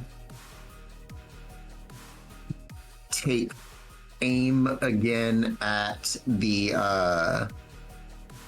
vents to the side. Okay. Again, tricky attack. So again, it's going to be its AC plus 2 to hit those. Okay. Oops. 0. So if I hit the D20 and I hit the D4 at the same time, that'll roll the blessed one as well? Yep. Okay. Sure does. Fuck, man. These rolls have been terrible all night. It's been rough for sure. Yeah, that's a 5. Again, doesn't hit either one of those thresholds. Unfortunately, the shot just kind of pings off of the wall, and it just doesn't make contact. It just kind of ricochets down the hallway. All right, until he kind of usually trying to keep his cool or seeming aloof, but he's like kind of upset. He's like, damn it, and goes back 5, 10, 15, 20, 25, 30. That'll be it. Okay, we are going on to Rain. My spells don't change since I'm so close now, right? It's not like a you- ranged weapon. It is a ranged weapon. If you're Okay. using like chromatic orb or ray of frost or Yeah. something like that. But you are not in melee range yet, so you need to be another 5 feet Okay. closer, so you're okay. Oh, All DM right. is looking really foggy. DM, your cam is looking really foggy for some Oh, is it? reason. Oh yeah. Ray again has been complete focus mode, ignoring most everything around her and concentrating on her hitting this spell, and I get to roll with advantage. So Woo! Nice. 19. Very nice. I mean, I also get like the bless. D4, Yeah. but I already think I. You got a dirty So. 20. Bless. Yes. Very nice. I do not know what to do about my camera being all pixely. I would like turn it off and turn it on again within Stream Together and see if that helps. Yeah. Nope, did nothing. Oh well, Eh, that's fine. We know you're there. We know Yeah. you're there. I'm here. How much damage did we get on that? 11 cold damage. Very and nice. Woo! Again. Once more, that like layer of frost just like covers the drill and kind of the front part of the drill daddy's body. Okay, and Rain will retreat 5, 10, 15, 20, 25, 30. And now, having broken her concentration from her spell, she realizes a giant missile has just taken out her right shoulder and is like wincing in pain now. Okay. Going on. And I went ahead and... Did you roll to maintain your concentration on the fog? It lasts for 1 hour until I release it. But I'll release it by now because it's Well, you don't so have far to. back. But when you take damage, there's a check that you have to make in order to maintain that concentration.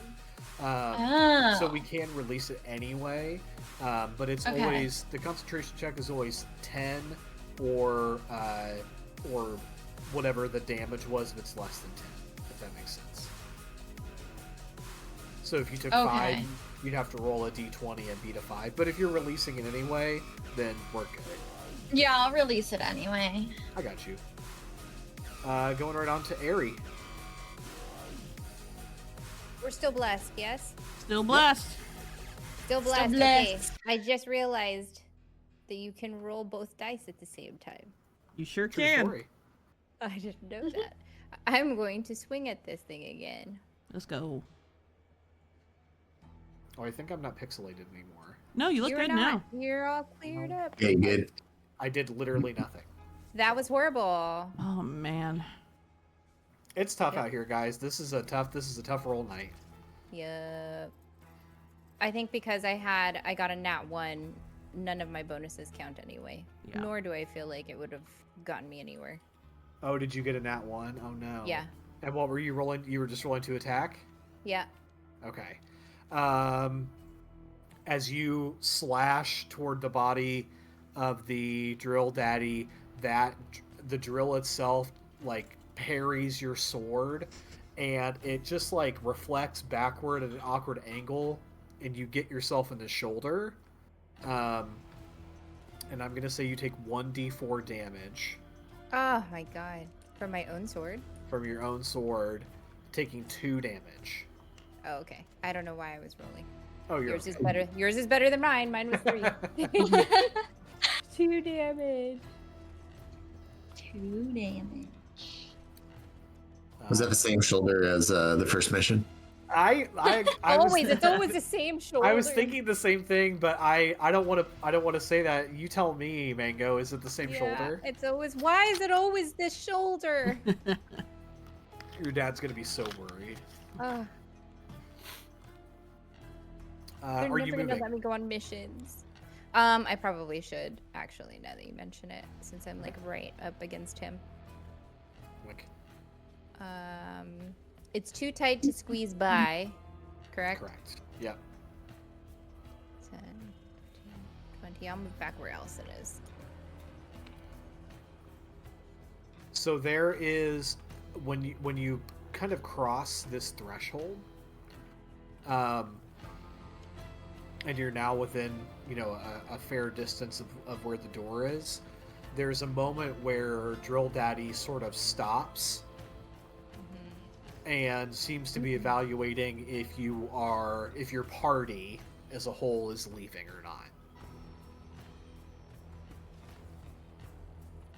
So my question to you as a group is anybody attacking, or do you have plans to attack or move back toward Drill Daddy on your next turn? How is As it a looking group. right now? Strong. Still. You've done some damage, but this thing is tanky.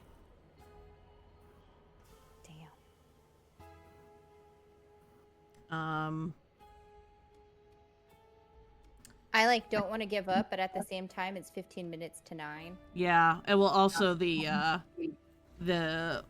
Lorelia told us we need to go, and I feel like that's also DM slang for hey, this is how we're being story directed. So, Elson is gonna say, yeah, we're barely making any headway on this. We should probably just go while we can.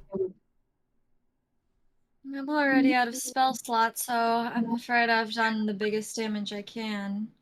And it still seems like it's healthy, so... Yeah.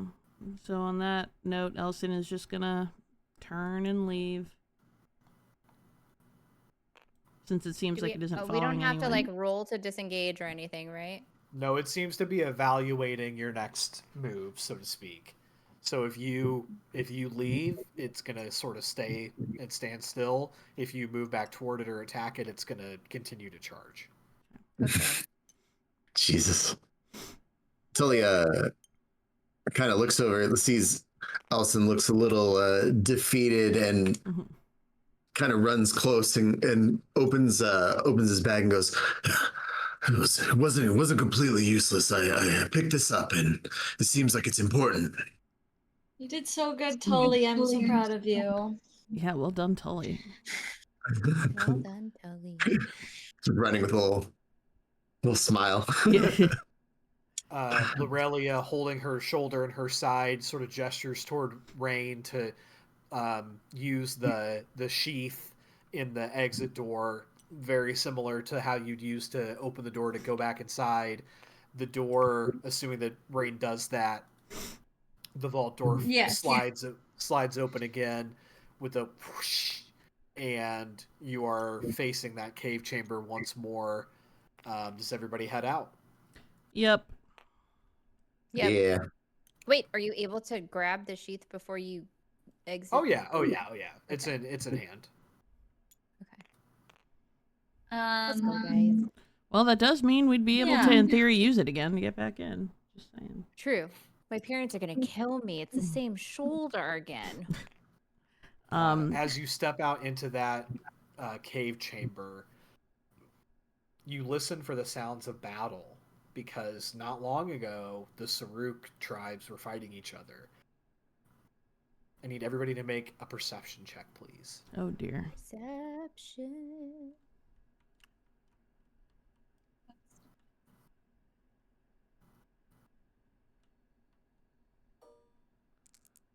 I'm going for a DC 10 on this. 19. Dirty 20. 9. Or No, Tully. Those of you who beat a 10, as you listen, you don't hear the sounds of battle. In fact, you don't hear anything. Guys, it sounds really quiet right now. I don't know what happened. What the hell happened to the Which side Saruk? won. As you kind of creep. I'm sorry. Go ahead. No. I was gonna trust their word for it because I didn't hear anything, or I didn't perceive that. Going back into that cave system, as you kind of creep back into the main area, you find that the caves are deserted. There are bodies on the ground, the dead Saruks that you'd seen earlier that either you killed or were killed in battle. But aside from that, they seem to all be gone. You scan the ground and check for tracks, and you see that there are tracks. In fact, seemingly 2 large groups of Saruks seem to have left the caves not long ago, heading presumably back out into the desert.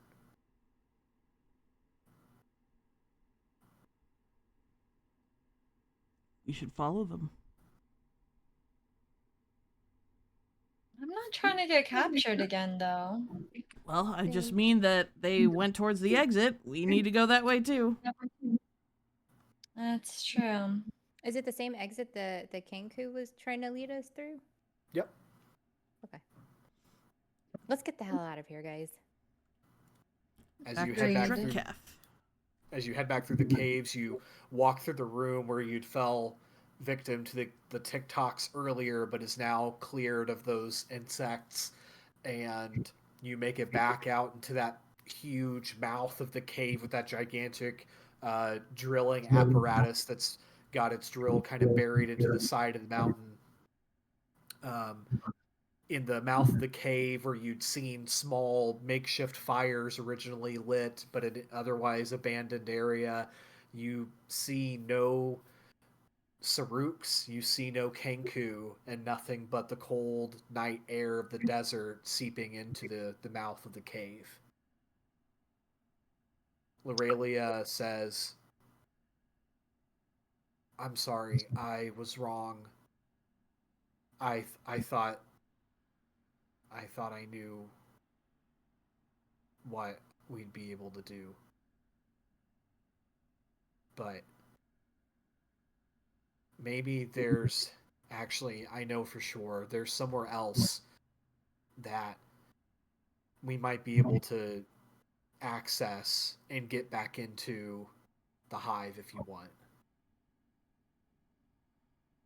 I can show you where it is." How far is it from here? It's southeast of Draketh, kind of halfway between it and Rise. Nelson's gonna look at the rest of the group.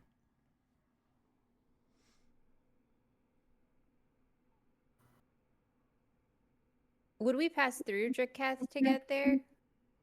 I'm just thinking we need a long rest. I guess we can camp.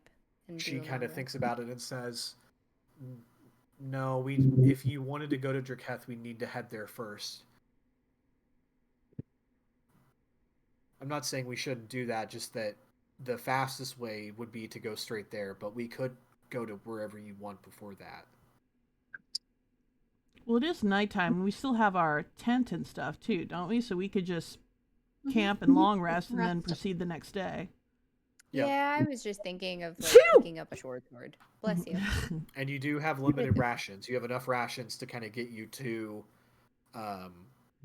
your destination, which was the cave, and then back to Draketh before you would run out. Oh, I see. Okay. Well, then it probably does make sense to just go back to Draketh first. Mm-hmm. I say we just go straight there. I feel like we didn't quite live up to what we could do for this expedition. That's true too. I feel I that, but agree. I'm curious to like see what we can learn from what we found from within that area first, and maybe be a little bit better equipped. I mean, we didn't really find anything. Well, We got captured. We did but... find this. And pulls out the arc. Oh yeah, And that's true. And you found me? And then she kind of smiles awkwardly while blood drips out of her shoulder inside. Oh, that's right. What do we do It's with true. her? She's a big find. She looks Peggy at will Elsa and probably says, want to "You're a talk big to her. find."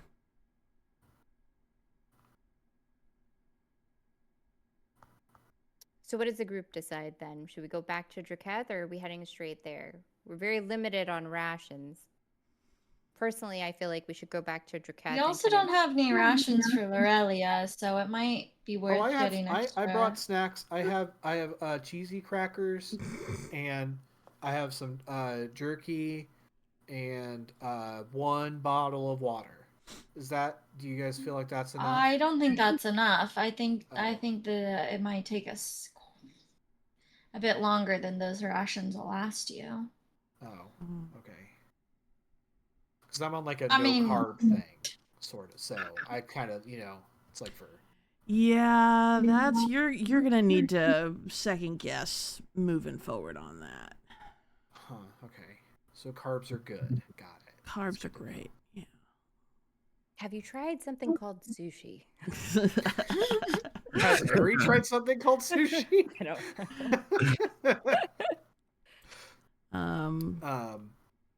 I met a man who doesn't like it. I need final tally on what you guys want to do. Do you want to go to Draketh or do you want to go straight to this I guess I would question like what what the consequences would be if we go straight to the next place. That's a great question. We might run out of rations. Yeah, we run out of rations and make our lives like we harder. might not be able to make it back to Draketh. Yeah.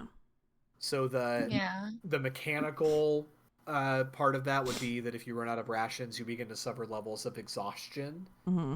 The first level of exhaustion is like a -1 to like every roll that you do, and then from there it gets worse and worse with advanced levels of exhaustion.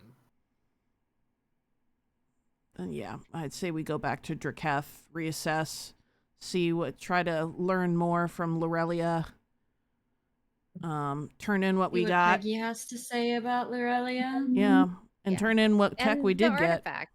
Yeah, that Tully found, which I can't remember what it was. Tully can study the artifact in his lab. No, not the sheath. Well, the sheath. He's also got the arc thing, and then we've also got the pieces of little Buddy. Yeah. Drill Buddy. So we're not coming back empty-handed. That's for sure. So here's what I'll say. I have one final scene. This isn't combat or anything like that, I promise. But if you'll remember, 2 sessions ago, we rolled a random encounter. Yes. And that is going to happen on the way back. And it was a pretty good roll. You got, if I remember correctly, it was a 17. Yes. On a D20. So I have that, and then we can wrap up right after that. Does that sound good? Sounds good. Yeah. Okay. You set back off into the desert, spending the evening resting inside of your subdune, your hovel. Will that count as a long rest? That will count as a long rest for sure. Eating and resting and healing up. And you rise a few hours before dawn to begin your trek back towards Draketh, making sure to travel when it isn't at its hottest. And as you set off on this journey home, in the depths of the desert, you come across a lone traveler. They wear a white robe pulled low over their face, a scraggly beard covering what little of their visage you might otherwise be able to see. They ask for food and water.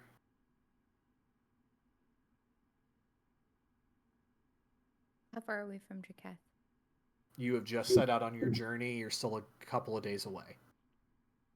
Can I do an insight check? Of course.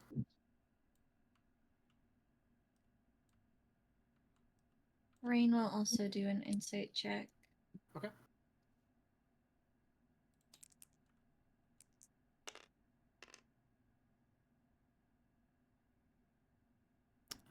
That is a 9 for me. Okay. I got 21. Elson, you find nothing threatening about this person, but you still feel as though you should be on guard. Rain, there is a moment where you meet eyes with this person, and there is a sudden, like, rush inside of you of peace.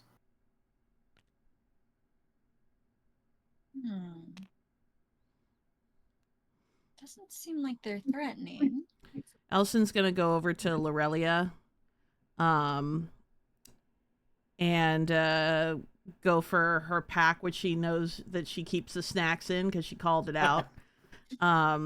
Take those and give them to this man. When you go to hand them the rations, there's just a brief moment where your, furry paw makes contact with his hand. I need you to roll a religion check. Oh dear. Okay. Surely I have high religion, right? Because it's a +0. My God. What? Well, it's a 17, so. There is divine energy radiating from this person. Who are you? He's gonna whisper to him. He simply smiles. A knowing smile, a familiar smile. Is it something that I would recognize as a follower of Lathander? No, something different. Okay. But not terribly far off of your familiarity, I'll say. Okay. In a flash of light, each one of you finds yourself sitting in the middle of the desert alone with this person, reclining next to an oasis. All of you individually, you see no one else but this man. And to each one of you, he says, one at a time, to reign. Power from within, fueled by power from without. Your star points up. Your future dims and flares. In darkness, remember your light, like a dry river remembers its streams. To Aerie, trust and love, thrust and slash, backstep, spin, spin. False hope in the west, trust in the south. The heart is fragile when the way is nearest. Tully. The things we cherish most are not the permanent things of this world. What fills the space? Obsession is folly. Passion is pure. Pride is necessary. Eldest, oldest, purest, last. Elson. Chasms close, scars knit.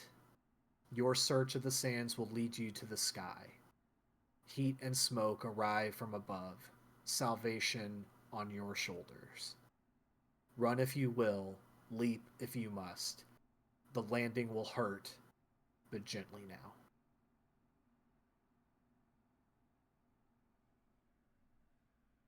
Another flash of light, and you find yourselves back together again, but the man is gone. You look over the horizon and you see Drakath, just within a few hours' walk. So we've somehow, like, fast traveled? Basically. It was a magic oasis. And that's where we're going to end it. Can we get these typed out? Yeah, oh yeah, I'll drop them in the Discord. Oh, please, please, yes. Perfect. I definitely I was want like, to I'm know gonna have to later. watch that again. Yeah.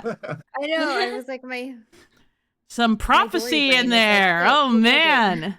Some future telling, some prophecy, some fortune telling. Love Yeah, it. this is so good. Well, everyone, welcome and congratulations. I know it was a difficult boss battle there for our 5th session, but you went into a dangerous place and were met with the strength of the High Minds. But you wisely decided to flee and to live to fight another day. Mhm. And we find ourselves here at the end of Arc 1 of Avved What Lurks Beneath. Congratulations. Yay. For those of you playing along at home, our party has explored deeply, has fought well, and has survived expertly. And as a result of that, they are going to be leveling up not just once, but twice. They are going from level 3 all the way up to level 4. Yes. In preparation So we get a for feat, too. That's correct. You get a feat in addition to your subclass. So we have Oh. so much fun stuff to decide between now and our next session. But we will look forward to seeing everybody once again. Other players here, would you remind us what our next date for Avved is? Our next date is quite a bit. It's not till early November. 7th. November 7th. Yep. Okay. So November exactly a 7th. month from now. One day before my extra live stream. Yeah. Hey, hey. Ooh. So our next session will be Arc 2, Session 1, as we begin to see where these prophecies lead us with our level 4 party. Very exciting. Very exciting. Yeah, level 4 is going to be a nice, beefy jump. Oh yeah, big upgrade. At first, I thought you were like, and we get feet. Yeah. And feet, yeah. Yeah, we all Wait. get our very own feet. Two. Wow, amazing. Well, that's all for me. I'll turn it over to all of you lovely people to wrap up. Awesome. No new updates from me. Any plugs from the rest of y'all? Everybody say congratulations to Odin. Yeah! Congratulations, Odin. Next time we see Odin, he's gonna be a married man. Oh, yeah. Thank you. Oh, 4 days from now. Oh, how Yeah. exciting! Yeah. Oh my God. Wishing I you wanna see both pics the and best. everything. I hope it's wonderful. Can't wait to hear the good things about it, and you better send us some cute pictures so that we can goof off at how then fly you our look. trip to Japan too. So Please, yes. Release that. Eat all the sushi. Pictures. very I hope excited. we can all Also, connect maybe a little bit before our, like, maybe not like, I know that you get back that same week, I think, but hopefully we can connect maybe a little bit earlier so that we can all catch up on. Yeah, how would love to everything catch went. up and hear about how your trip went and such. yeah, I'll be back. I'll be back the weekend before our session. So. Oh, okay. There Cool. you go. So also, I kind of showed. I don't remember if I showed on stream. A baby cat made a little bit of appearance. He's doing better. Oh, good. So, Glad baby he's cat's trying. doing better. Yeah, he's trying his best. So Poor he was here baby. for stream. Poor baby. Wishing baby cat continued healing. Yes. Yes. Yeah. Yes. All right. Well, then I guess we can break off to our respective streams. But thank you so much, everyone, for watching. We'll see you for the beginning of Arc 2 very soon. Yay! All right. Catch y'all on the debrief then after this. Yep. For sure. Yes. Sounds All right. good. See you guys. See you in a bit.